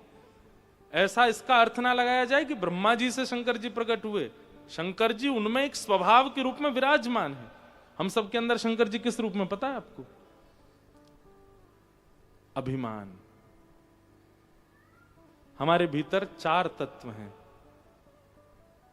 मन, बुद्धि, चित्त और अहंकार। तो ये अहंकार तत्व जो है ये महादेव का स्वरूप है। अहंकार तत्व महादेव कैसे हैं? और ये अहंकार कौन सा अहंकार? ये गंदा वाला अहंकार नहीं, गलत वाला अहंकार नहीं, सेल्फ कॉन्शियसनेस। वो भी एक अभिमान है, देहाभिमान है, महादेव का स्वरूप है। पर सीमित हो तो ही, अधिक मात्रा में हो तो फिर वो कुछ और ही है। महादेव प्रकट हुए रुद्र अवतार में। अब इसके 2 अर्थ बताते हैं, या तो बड़े रुद्र बन के आए, या फिर ऐसे कहते हैं कि थोड़े रोने लगे, क्योंकि महादेव भजन में थे, उनको बुला दिया, विक्षेप डाल दिया। तो मां रुद्र मत रो, तो नाम ही पड़ गया रुद्र। क्यों बुलाया आपने मुझको? क्या बात है पिताजी? ब्रह्मा जी बोले सृष्टि करवाओ हमारे साथ। और शंकर जी बोले हमारे बस की बात तो है नहीं। बस में तो सब कुछ है, पर जिसका मन ही भजन में लगा हो वो कोई और काम कैसे कर सकता है? फिर भी ब्रह्मा जी बोले नहीं, जाओ सृष्टि करो। पिता की आज्ञा नहीं मानेंगे तो फिर कुपात्र बालक माने जाएंगे। तो ठीक है, लाइए करते हैं। क्या करना है? डायग्राम बता दिया, ऐसे ऐसे मानव बनाने जाओ। शंकर जी ने देखा, मैं अपने मन से बता रहा हूं, डायग्राम देखा, यार ओल्ड फैशन सा लग रहा है, चलो हम अपने आप बनाएंगे। और कैसे बनाए? कौमुखहीन, किसी का सिर ही नहीं बनाया, बस हाथ और धड़ बना दिया, पैर बना दिए, और उसको बना करके छोड़ दिया। उसके गर्भ से ही आवाज आ रही है, मैं भूखा हूं। शंकर जी बोले कितना बढ़िया लग रहा है। बेमतलब का 2.5 किलो का सिर रख दिया था ऊपर, अब बढ़िया लग रहा है। को मुखहीन, सिर ही नहीं बनाया। और विपुल मुख काहू, किसी के खूब सारे सिर बना दिए। बोले ये बढ़िया लग रहा है, देख कितने सारे। एक, अब देखो एक ही मुंह से बोलना पड़ता है, सारे गा मा पा धा नी सा। अब बढ़िया है, अपने एक एक स्वर एक एक मुख से बोलेगा अलग अलग। जैसे हारमोनियम पे बजाते हैं ना, ऐसे ही महादेव ने उसके सिर पर जो जो उंगली धरे वही वही स्वर निकले। ऐसे बनाने लगे, वो तो आनंद कर रहे थे। महादेव बड़े आनंद में, बड़े प्रसन्न हो रहे थे अपनी रचना बना करके। पिताजी ने डायग्राम में क्या लिखा था, क्या पाते हैं? बोले रोटी सब्जी दाल चावल। पेड़ उखाड़ के सीधे खा जाएं, नदी को ही पी जाएं, पत्थरों को ही चबा लें। अरे कहां इतना समय भजन करेंगे बेचारे ये लोग, कहां रसोई घर में जाके बनाएंगे रोटी सब्जी दाल। चलो ऐसे बनाओ। तो पेड़ों को ही उखाड़ उखाड़ खा रहे हैं, और महाराज पत्थरों को ही फोड़ के हाथ से और बिल्कुल उसी को चबा रहे हैं। शंकर जी बड़े प्रसन्न, बहुत बढ़िया है ऐसी सृष्टि। पिताजी भी गौरव करेंगे मैंने क्या बनाया। मुख खोल करके महाराज जैसे ही स्वर निकालें तो अग्नि प्रकट हो जाए। भूत प्रेत पिशाचनी डाकनी साकनी बना दी महाराज। ब्रह्मा जी थोड़े दिन आराम करने के बाद बोले अब देखें बेटा ने कैसी सृष्टि की। नीचे आकर के जैसे ही देखा तो ब्रह्मा जी को ही मारने दौड़े सब। ब्रह्मा जी बोले अलम प्रजा भी, भागवत में, बस बेटा तुमसे नहीं होगा, यहीं रोक दो। पिताजी कोई कमी है इनमें? देखो क्या सुंदर लग रहे हैं। जैसे अर्थवॉर्म होता है ना, उसके बहुत सारे पैर, ऐसे ही कई मानव तो बना दिए हजार हजार पैर वाले।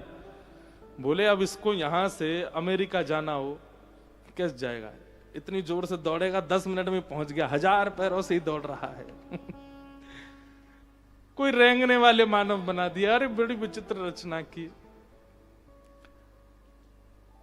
रावण ने शंकर जी की रचना का, शंकर जी ने कैसी सृष्टि बनाई थी उसी के लिए ये रचना करके गाई ये वाला श्लोक। यस्यास्ते ड्राट ड्राट डुट डुट मम लम टम टम टम टम टम डम शम डुडम शम डुही डुही चकितम भूपके भूपनालम तैलम तैलम तु तैलम खुकु खुकु खुकु ख्वांग कुख्वांग ख्वांग कुख्वांग ख्वांग यस्यास्ते ध्यानते वसति स सकलम पातुनो चंद्रचूड़। ये महादेव की सृष्टि की रचना का ही वंद लिखा है, श्लोक लिखा है रावण ने। जो जो स्वर इसमें प्रकट हुए श्लोक में, ऐसे ऐसे स्वर करने वाले जीवात्मा बना दिए थे। ब्रह्मा जी बोले बस हो गया भैया तुम जाओ। शंकर जी बोले कहां जाएं? बोले उत्तर दिशा में चले जाओ। शंकर जी जाने लगे। बोले पिताजी हम तो कहना ही चाहते थे, हमसे मत करवाओ, हम भजन करने वाले व्यक्ति।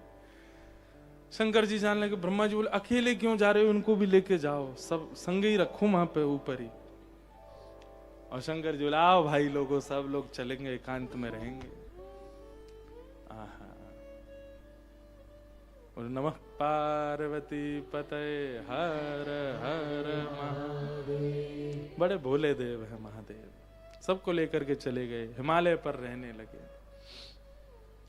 ब्रह्मा जी की चिंता बढ़ी, सृष्टि कैसे होगी। तब ब्रह्मा जी ने अपने देह को ही 2 हिस्सों में परिवर्तित कर दिया और सबसे पहले मानव पृथ्वी के बनाए स्वयंभू मनु। दाहिने अंग से स्वयंभू मनु प्रकट हुए, बाम अंग से सतरूपा।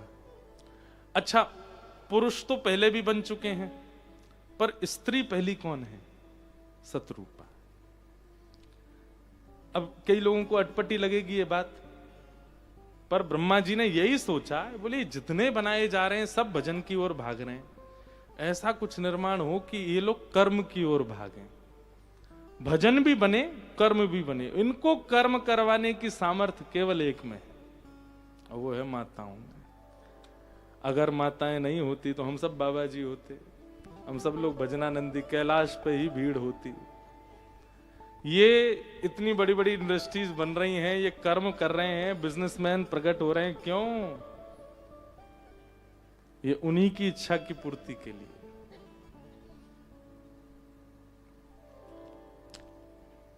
बोले इन पुरुषों को वश में करने के लिए कुछ बनाना पड़े। तब प्रथम नारी की रचना स्वयंभू मनु और सतरूपा। इनके तीन पुत्री हुई, 2 पुत्र हुए। इनकी बड़ी पुत्री का नाम था देवहूति। देवहूति का विवाह कर्दम ऋषि के साथ में। अभी कर्दम ऋषि कहाँ है? ये ब्रह्मा जी की छाया से प्रकट हुए थे। कर्दम ऋषि के साथ देवहूति का विवाह हुआ। कर्दम ऋषि ने 1000 वर्ष तक तपस्या की थी विवाह से पहले, और भगवान से यही मांगा था कि ऐसी कन्या से ब्याह हो मेरा जो मुझसे ज्यादा आपसे प्रेम करती हो। ठाकुर जी बोले बड़ा विचित्र वरदान मांगा तुमने, मतलब विवाह भी मांग लिया और विवाह में भी जो जीवन साथी मांगा वो कैसा मांगा? बोले आपका ही भक्त हो। बोले भाई ये हमको अच्छा लगा तुम्हारा जो ये भाव है। कर्दम ऋषि ने भगवान ने प्रसन्न होकर कहा ठीक है, स्वयं भूमनु की पुत्री देवहूति के साथ आपका ब्याह होगा। और सुनिए, जब भक्त पिता भक्त माता आप दोनों के यहाँ जब बालकों का जन्म होगा तो उन्हीं में पुत्र रूप धारण करके मैं स्वयं आऊंगा, आप दोनों का पुत्र बन के आऊंगा। और स्वयंभू मनु देवहूति और कर्दम ऋषि के यहाँ भगवान कपिल रूप धारण करके आए। बोलो कपिल भगवान की जय। कपिल भगवान ने सांख्य शास्त्र का निरूपण किया। देवहूति माता के अनेक प्रश्नों के उत्तर भगवान कपिल ने यहाँ प्रदान किए। सबको हम प्रणाम मात्र करते हैं। आगे भागवत में फिर अब हम केवल क्रम कर दें क्योंकि समय भाग रहा है और अभी ठाकुर जी का जन्मोत्सव होना है। देवहूति माता ने अनेक प्रश्न किए। अनेक प्रश्नों के उत्तर में कपिल भगवान ने उत्तर दिए।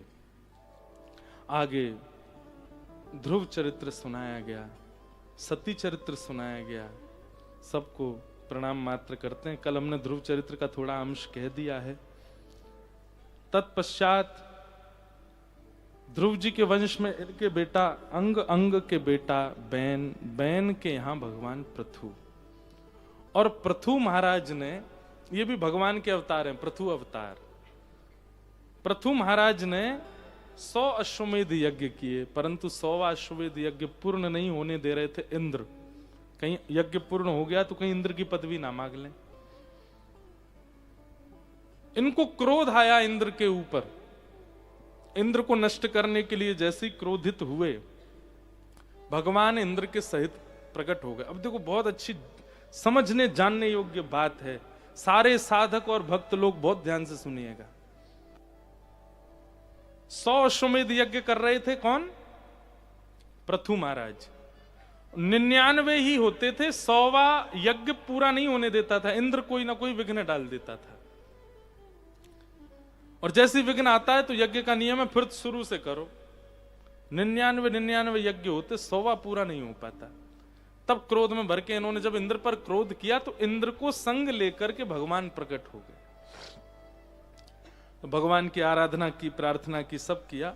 अंत में उन्होंने पूछा, भगवान ये मेरा यज्ञ पूरा नहीं होने दे रहा है और आप इसी को बचाने के लिए इसके साथ क्यों प्रकट हुए? भगवान बोले, बहुत ध्यान से सुनना। ठाकुर जी बोले, देखो 100 अश्वमेध यज्ञ का फल है इंद्र की पदवी। इंद्र की पदवी मिलेगी ही मिलेगी, नहीं चाहोगे तो भी मिलेगी, अगर 100 यज्ञ पूर्ण हो गए तो। और आप मेरे अति प्रिय हो पृथ्वी जी, अगर आप इंद्र बन गए तो मेरा भजन नहीं कर पाओगे, मेरी आराधना नहीं कर पाओगे, मेरे सन्मुख मेरे दर्शन की लालसा आपके चित्त में, आप फिर व्यस्त हो जाओगे। फिर इंद्र के जितने कर्तव्य हैं सबका पालन आपको करना पड़ेगा। और मैं नहीं चाहता कि मेरा कोई साधक मुझसे वंचित हो जाए, मेरा कोई प्रेमी मुझसे वंचित हो जाए। इसलिए कभी किसी भक्त के, किसी भी साधक के, किसी भी नाम जापक के किसी पुण्य में यदि रुकावट आती है, किसी क्रिया में रुकावट आती है, उसको भगवत इच्छा ही माने। ठाकुर जी कहीं ना कहीं आपके रुकावट इसलिए बन रहे हैं कि कहीं उस मार्ग पर जाकर के आप उनसे दूर हो जाओगे। ठाकुर जी जानते हैं, इसलिए वो नहीं होने दे रहे हैं। कई बालक आते हैं मेरे पास, आकर के बोलेंगे, महाराज जी हम इतने साल से प्रयास कर रहे हैं, सफलता नहीं मिली। हम विदेश जाने के लिए कितने तत्पर थे, हमको वीजा नहीं मिला। उससे हम ब्याह करना चाहते थे, घर वाले करने नहीं दे रहे।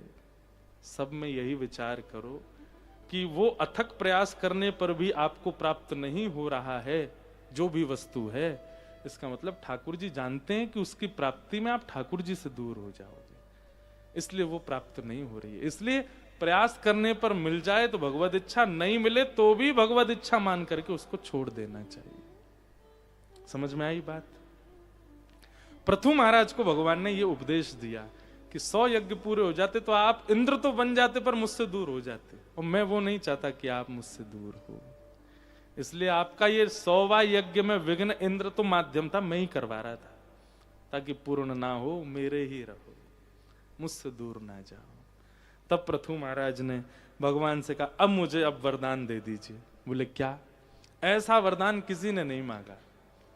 क्या कह रहे हैं कि प्रभु मेरे अंग में जितने भी रोए हैं, इन समस्त रोओं में सुनने की शक्ति प्रकट कर दो। आपकी कथा सुनने के लिए 2 कान कम है नाथ, मैं अपने रोम रोम से आपके सुंदर कथा श्रवण किया करूं, ऐसी मुझ पर कृपा कर दो। तब से बंधुओं, हम सबके रों जो है ना, इनमें श्रवण शक्ति होती है। जब कभी भी कोई कुछ ऐसा कह देता है या ऐसा कुछ सुना देता है, आपके ये रोए अपने आप खड़े हो जाते हैं। उस समय यही मानना चाहिए कि ये सुन रहे थे। और ये श्रवण शक्ति का वरदान पृथु महाराज ने मांगा। रोम रोम होऊं मैं तो श्रवणमयी रे, कृष्ण नाम जबते श्रवण सुनो रियाली, भूली री भवन में तो बाबरी भई रे। इस प्रकार पृथु जी का चरित्र सुनाया गया। आज ये पृथु चरित्र भी हमने सालों बाद कहा है, थोड़ा सा ही कहा लेकिन बहुत साल बाद। पृथु महाराज का सुंदर चरित्र कहा गया। तत्पश्चात ऋषभदेव भगवान की कथा सुनाई गई, जिनके 100 पुत्र हैं। बड़े पुत्र का नाम भरत। यही भरत एक समय आने पर गृह त्याग करके वन में चले गए। कितनी बड़ी विडंबना की बात है, पत्नी को छोड़ दिया, राज्य को छोड़ दिया, बच्चों को छोड़ दिया। किसके लिए? भगवान के भजन के लिए। और वन में जाकर के एक हिरण के बालक में मोहित हो गए। ये भजन कर रहे थे और एक हिरणी, सगर्वा हिरणी जल पी रही थी। शेर की धाड़ सुन के वो कूद पड़ी नदी में। ये उसको बचाने को गए तो वो तो बह गई, उसके गर्भ ने तभी जन्म दिया बालक को, और वो ऋषभदेव जी ने बचा लिया, भरत जी ने। 3 भरत हुए हमारे यहाँ। एक तो ऋषभदेव के पुत्र भरत, एक शकुंतलानंदन भरत, और तीसरे राम जी के भैया भरत। 3 भरत हैं हमारे पृथ्वी पर, इसीलिए इस देश को भारत कहा गया।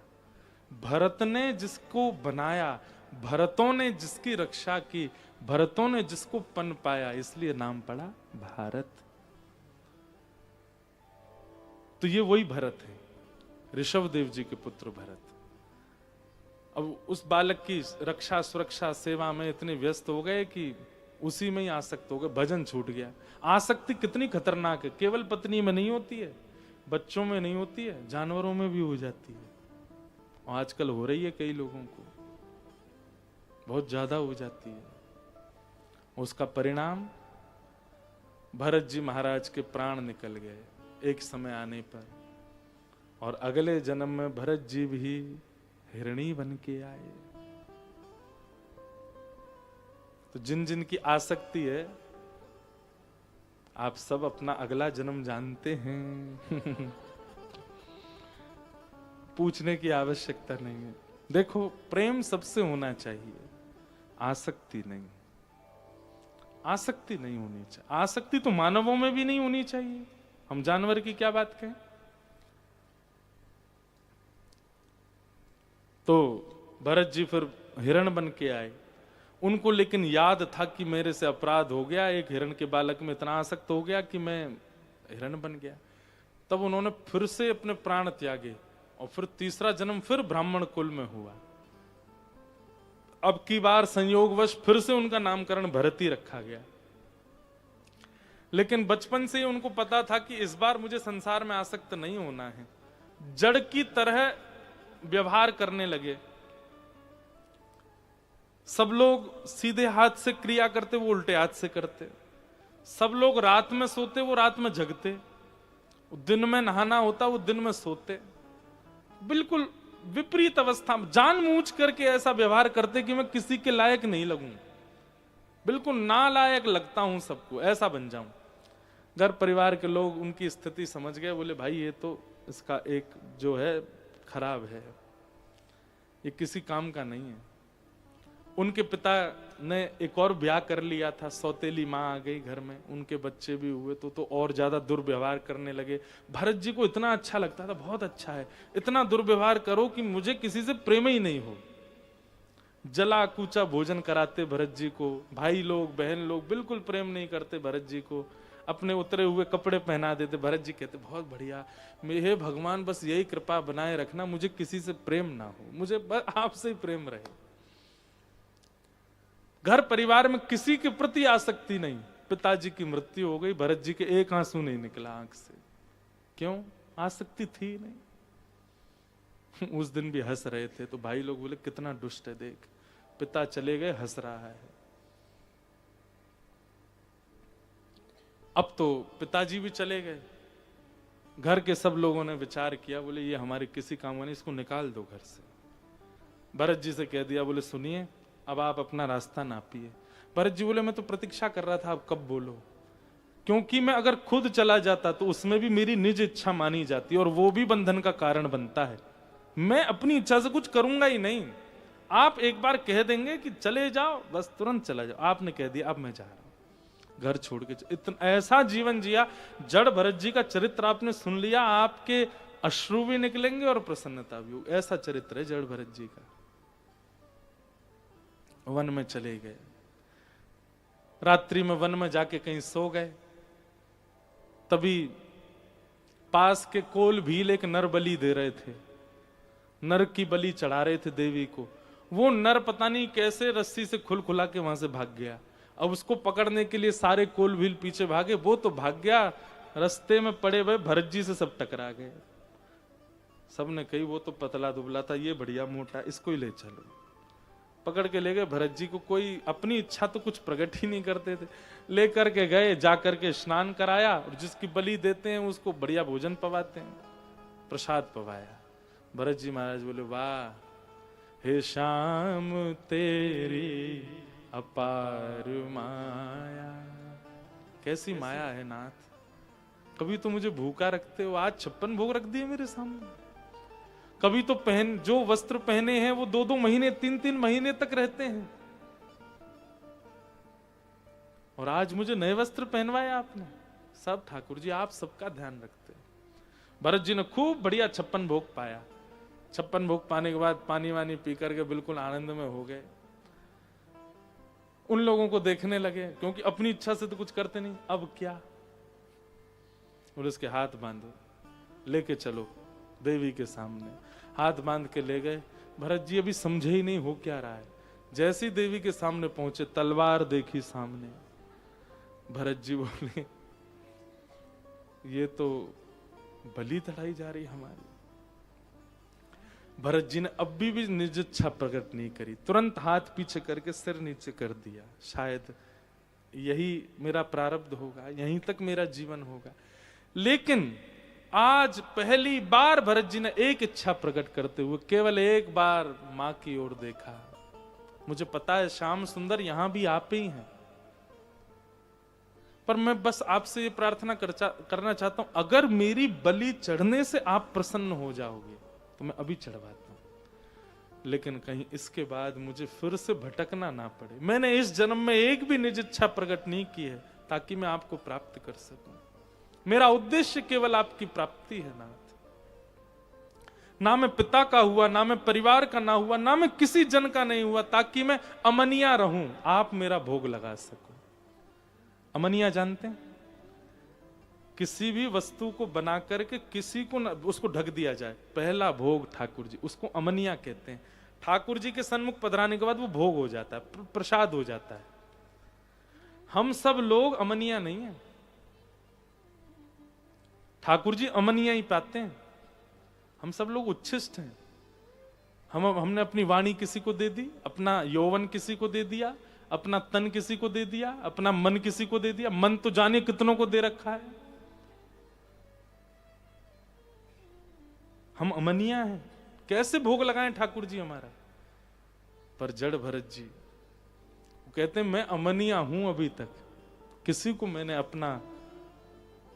अपना कोई भी भाव किसी को नहीं दिया है, इस पर अधिकार आपका है।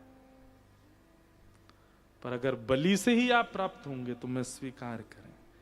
उनके इस करुण पुकार को सामने खड़ी देवी सहन ना कर पाई। सहसोच्चाट देवी भद्रकाली, मूर्ति भेदन होकर के साक्षात भद्रकाली प्रकट हो गई और उसी तलवार से सबका सर धड़ से अलग कर दिया। जड़ भरत जी जीवित रह गए। थोड़ी देर बाद जड़ भरत जी बोले रक्त तो निकल रहा है लेकिन मेरा तो नहीं है ये। हाथ ऐसे करके देखा, अभी तक मृत्यु नहीं हुई। ऊपर उठ करके देखा तो साक्षात देवी खड़ी हैं।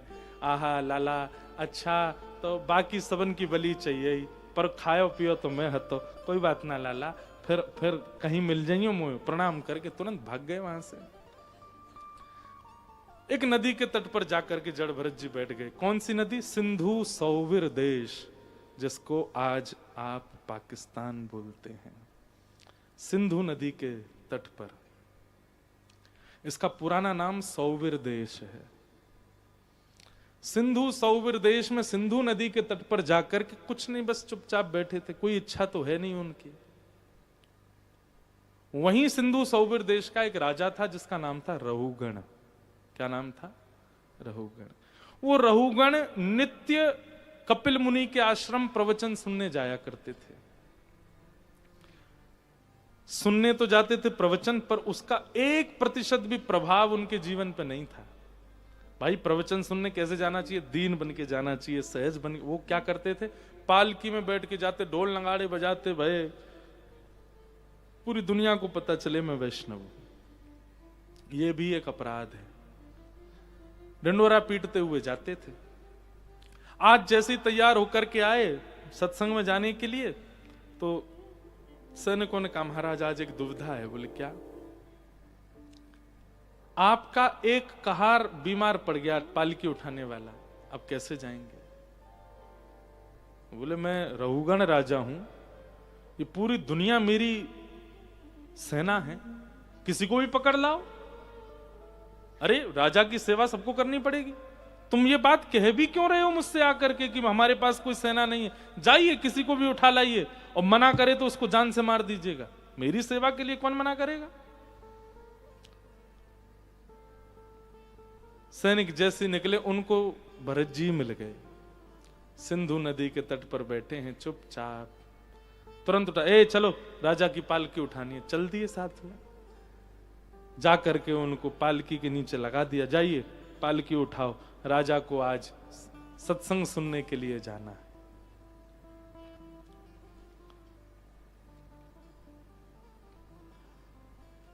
निकल पड़े, सत्संग श्रवण करवाने लेके जा रहे हैं। अब भरत जी का एक नियम था, दृष्टिपूतम निषेध पादम। बहुत ध्यान से सुनिएगा। पता नहीं क्यों ये दिल्ली वाली कथा में हमारे 7-7, 8-8 साल पुराने प्रसंग हम बोल रहे हैं, जो हमने बहुत दिन से बोले ही नहीं। ये रघुगण भरत संवाद भी यही बोल रहे हैं।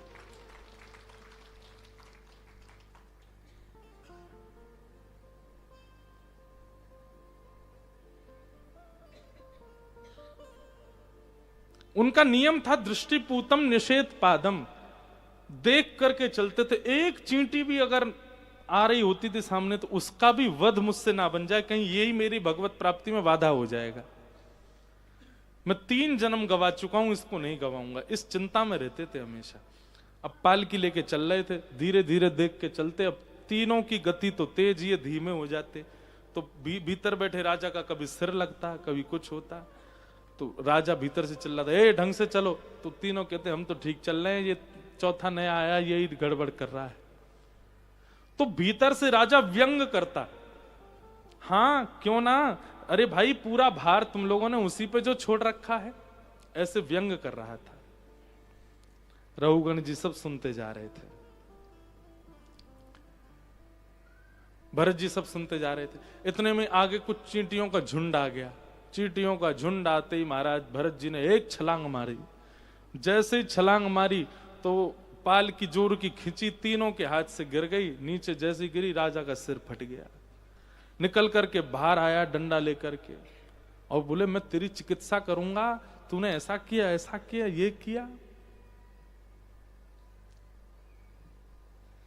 तब भरत जी महाराज पहली बार चिंता में आए। इसलिए नहीं कि ये उनको बोल रहा है, इसलिए कि ये सत्संगी है, ये अपने आप को सत्संगी बताता है। अगर मैं आज भी चुप रहा तो इसका मुझे दंड मिलेगा कि तुमने एक व्यक्ति को जो सत्संग में जाता था, सत्संग में जाकर के भी अपने विचार व्यवहार को नहीं, तुमने उसको सुधारा नहीं, इसका मुझे दंड मिलेगा। भरत जी महाराज ने उसको खूब ज्ञान उपदेश किया। बोले तुम कहते हो कि सारा भार मेरे ऊपर है, तो रघुगण राजा, हां ये भार मैं नहीं सहता हूं, क्योंकि मैं तो एक शुद्ध मुक्त नित्य आत्मा हूं। भार लगना भार ना लगना ये शरीर का धर्म है, और मैं स्वयं को शरीर नहीं मानता, मैं शरीर हूं ही नहीं, मैं तो आत्मा हूं। तुमने कहा इस पूरे पथ पर मैं अकेला ही पालकी उठा करके चल रहा हूं, उठाने का धर्म शरीर का है, पर मैं शरीर नहीं हूं, मैं आत्मा हूं। तुमने एक बात और कही थी, हां बहुत पतला है ना बेचारा, जबकि तुम जानते हो कि मेरा शरीर स्थूल है, पर पतला होना मोटा होना यह भी शरीर का धर्म है। आत्मा मोटी पतली नहीं होती, मैं आत्मा हूं। तो तुमने जितने भी वाक्य मुझसे कहे ये मेरे लिए थे ही नहीं, क्योंकि मैं शरीर नहीं हूं, मैं आत्मा हूं। दिव्य प्रवचन सुन करके रघुगण राजा थोड़े संकोच में आ गए, चरणों में गिर गए, बोले महाराज आप कौन हो? तब रघुगण राजान, तब भरत जी ने बताया जिस गद्दी पर तुम बैठे हो, इसी गद्दी पर बहुत वर्ष पहले, तुमसे इतनी पीढ़ियों पहले एक राजा बैठे थे, नाम था उनका भरत। बोले हाँ वही भरत, उन्हीं का मैं तीसरा जन्म हूं, मेरा नाम जड़ भरत है। अपने उद्धार के लिए मैं 3 जन्म गवा चुका हूं, और इस जन्म में पूरे जन्म मैंने ये नहीं किया, ये नहीं, सब बताया। बोले आज केवल इसलिए बोला हूं क्योंकि तुम सत्संगी बताते हो स्वयं को, और तुम्हारे विचारधारा तुम्हारा व्यवहार सत्संगियों का सा नहीं है। तुम अभी भी देहाभिमानी हो, तुम अभी तक आत्माभिमानी नहीं बने। तब भरत जी का उनका संवाद हुआ। रघुगण ने अंत में पूछा, बोले महाराज ये आप जैसा जीवन बना चुके हैं अपना, ये मैं कैसे बनाऊं? तब अंतिम उपदेश करते हुए कहते हैं कि रघुगणई तत्तपसा नयाति न चेज्जया निर्वपणाद गिह्या न छंदसा नैव जलाग्नि सूर्यो बिना महत्पाद रजोभिषेकम। ना यज्ञ से, ना उपासना से, ना व्रत से, ना वेद अध्ययन से, ना सूर्य को जल देने से ये स्थिति तुम नहीं पा पाओगे। बोले कैसे पाओगे? बोले बिना महत्पाद रजोभिषेकम। भगवत जनों की जब तक चरण रज को अपने सिर पर धारण नहीं करोगे, भगवत जनों की चरण रज से अपने चित्त को सुंदर नहीं बनाओगे, श्री गुरु चरण सरोज रज निज मन मुकुर सुधार। बस इसी चौपाई का ये श्लोक यहां लिखा है, श्री गुरु चरण सरोज रज निज मन मुकुर सुधार। गुरुजनों के चरणों में प्रणाम करो और उनकी निकली हुई वाणी को जीवन में उतारना प्रारंभ करो। तुम भले ही वेद अध्ययन मत करो, सूर्य अर्घ मत दो, ये मत करो, वो मत करो, तुम्हारा कल्याण संभव है। इसलिए थोड़ा झुकना सीखो, तभी तुम्हारा उद्धार होगा रघुगण। और ऐसा कहकर के श्री भरत जी महाराज वहां से प्रस्थान कर गए, और कुछ ही दिनों में भरत जी को भगवत दर्शन हो गया और भगवत प्राप्ति हो गई। बोलो भक्तवत्सल भगवान की जय। इस प्रकार जड़ भरत जी का चरित्र सुनाया। आगे भूगोल खगोल नरकों का वर्णन किया गया। तत्पश्चात प्रहलाद जी का चरित्र आया। हिरण्यकश्यप नाम का एक दैत्य, जिसके यहाँ परम भक्त श्री प्रहलाद जी प्रकट हुए। प्रहलाद जी महाराज ने अपने भक्ति भाव से ठाकुर श्री नृसिंह जी को प्रसन्न कर दिया। एक दिन खंभ भेदन किया और वहां से भगवान नृसिंह का रूप प्रकट हुआ। नृसिंह भगवान ने हिरण्यकश्यप का वध किया अनेक देवी देवताओं ने स्तुति गाई पर उनका क्रोध शांत नहीं हुआ। तब श्री प्रहलाद जी महाराज ने बस 2 शब्द कहे सन्मुख जाकर के कि ब्रह्मादय सुरगुणा मुनयोत सिद्धा सत्वैकतानमतयो वचसां प्रवाहे नाराधितं पुरगुणैरधुनापि पिप्रू किं तुष्टुमर्हति समे हरिरुग्र जाते। ये स्वर सुनते ही नृसिंह भगवान जो प्रचंड रूप में बैठे थे पिघल गए। ठाकुर जी प्रहलाद जी कह रहे हैं भगवान मैं आपकी किस मुंह से आराधना करूं, मैं तो अत्यंत अपवित्र दैत्य कुल में जन्मा हूं, मैं तो आपका स्पर्श भी नहीं कर सकता, आपके स्पर्श का भी अधिकार मुझको नहीं है।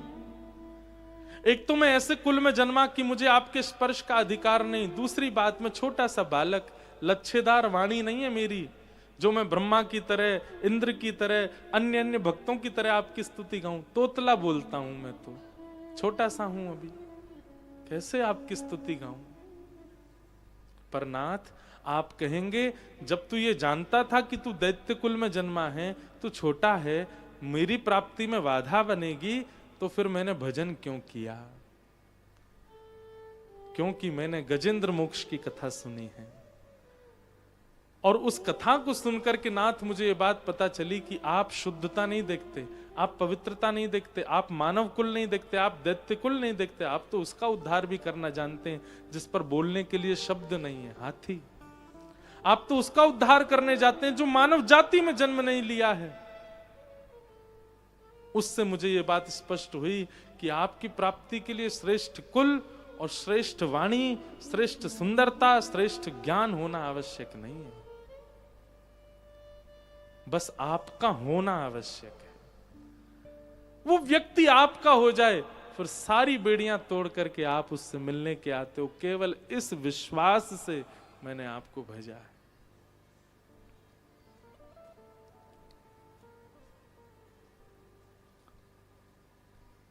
प्रहलाद जी के मुख से जैसे ये बातें सुनी, नरसिंह भगवान तो अपना क्रोध भूल गए, दौड़ करके गए और प्रहलाद को अपने अंक में भर लिया और अंक में भरने के बाद अपनी गोद में बिठा करके जीभ से चाटने लगे, अपना सर, अपना वरद हस्त प्रहलाद के सिर पर रखने लगे, बार बार अपने अंक में भरने लगे प्रहलाद को। प्रहलाद से बोले, भागवत में लिखा है बंधुओं, नरसिंह भगवान क्षमा मांग रहे हैं, मैंने आने में विलंब किया हो तो प्रहलाद मुझे क्षमा कर देना। प्रहलाद जी कहते नहीं भगवान, आप कृपा करके पधारे हैं, कुछ मांग लो प्रहलाद।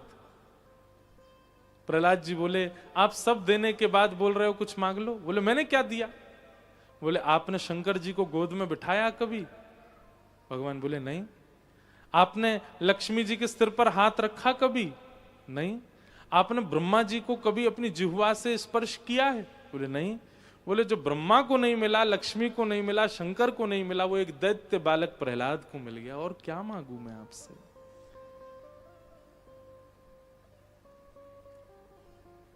ज्यों ज्यों प्रहलाद से चर्चा ठाकुर जी कर रहे हैं, त्यों त्यों प्रहलाद के उत्तर भगवान को और आनंदित कर रहे हैं। भगवान बोले, प्रहलाद एक बात मुझे बताओ। प्रहलाद जी बोले, जी भगवान। बोले, मेरे रूप से सब डर रहे हैं, देखो खंभों के पीछे छुपे हुए हैं सारी देवी देवता। लक्ष्मी जी तो 3 पटक लग गई उनको, मेरे को देखते ही भाग गई यहां से। वो कह रही है मेरा पति नहीं हो सकता, मेरा पति तो अति कोमल स्वरूप वाला है। इतना भयावह मैं बनकर के आया हूं, सब मुझसे डर रहे हैं, पर तुम बिल्कुल नहीं डर रहे हो, क्यों? तुमको मेरे रूप से डर क्यों नहीं लग रहा है? प्रहलाद का जो उत्तर था, नरसिंह भगवान के नेत्र सजल कर दिए। प्रहलाद जी कहते हैं, भगवान मैं जब से आपका भजन कर रहा हूं तब से मेरी एक ही इच्छा थी कि जब आप प्रकट होगे तब मैं आपको नख से लेकर के सिक तक देखूंगा, आपके चरणों से लेकर के आपके शीश तक आपके एक एक अंग का दर्शन करूंगा और एक एक अंग को भर भर के देखूंगा। ऐसा नहीं कि केवल एक बार में देख लिया। जब तक मेरा चरणों से मन नहीं भरेगा तब तक घुटने नहीं देखूंगा, और जब घुटने देखूंगा उनसे मन भर जाएगा तब आपका कटी देखूंगा, कटी के बाद वक्ष देखूंगा, अंत में मुख देखूंगा। पर नाथ, आप जब से आए हैं ना, मेरी दृष्टि आपके चरणों में ही है। मैं अभी चरणों को देख कर के मेरा मन भरा नहीं है, मैं ऊपर देख ही नहीं पाया हूं। सच बताऊं तो मैंने अभी तक आपका रूप देखा नहीं, मैं तो केवल चरण देख रहा हूं। प्रहलाद जी से अत्यंत आह्लादित हो गए नृसिंह भगवान, हृदय से लगा लिया। बंधुओं, आपकी शुद्ध भावना जब होती है तो आप बनावटी नहीं बोलते हो, आप सहज बोलते हो, और जो सहज होता है ना वही ठाकुर जी को प्रिय होता है। प्रहलाद की वाणी में बनावट नहीं है, वो सहज है।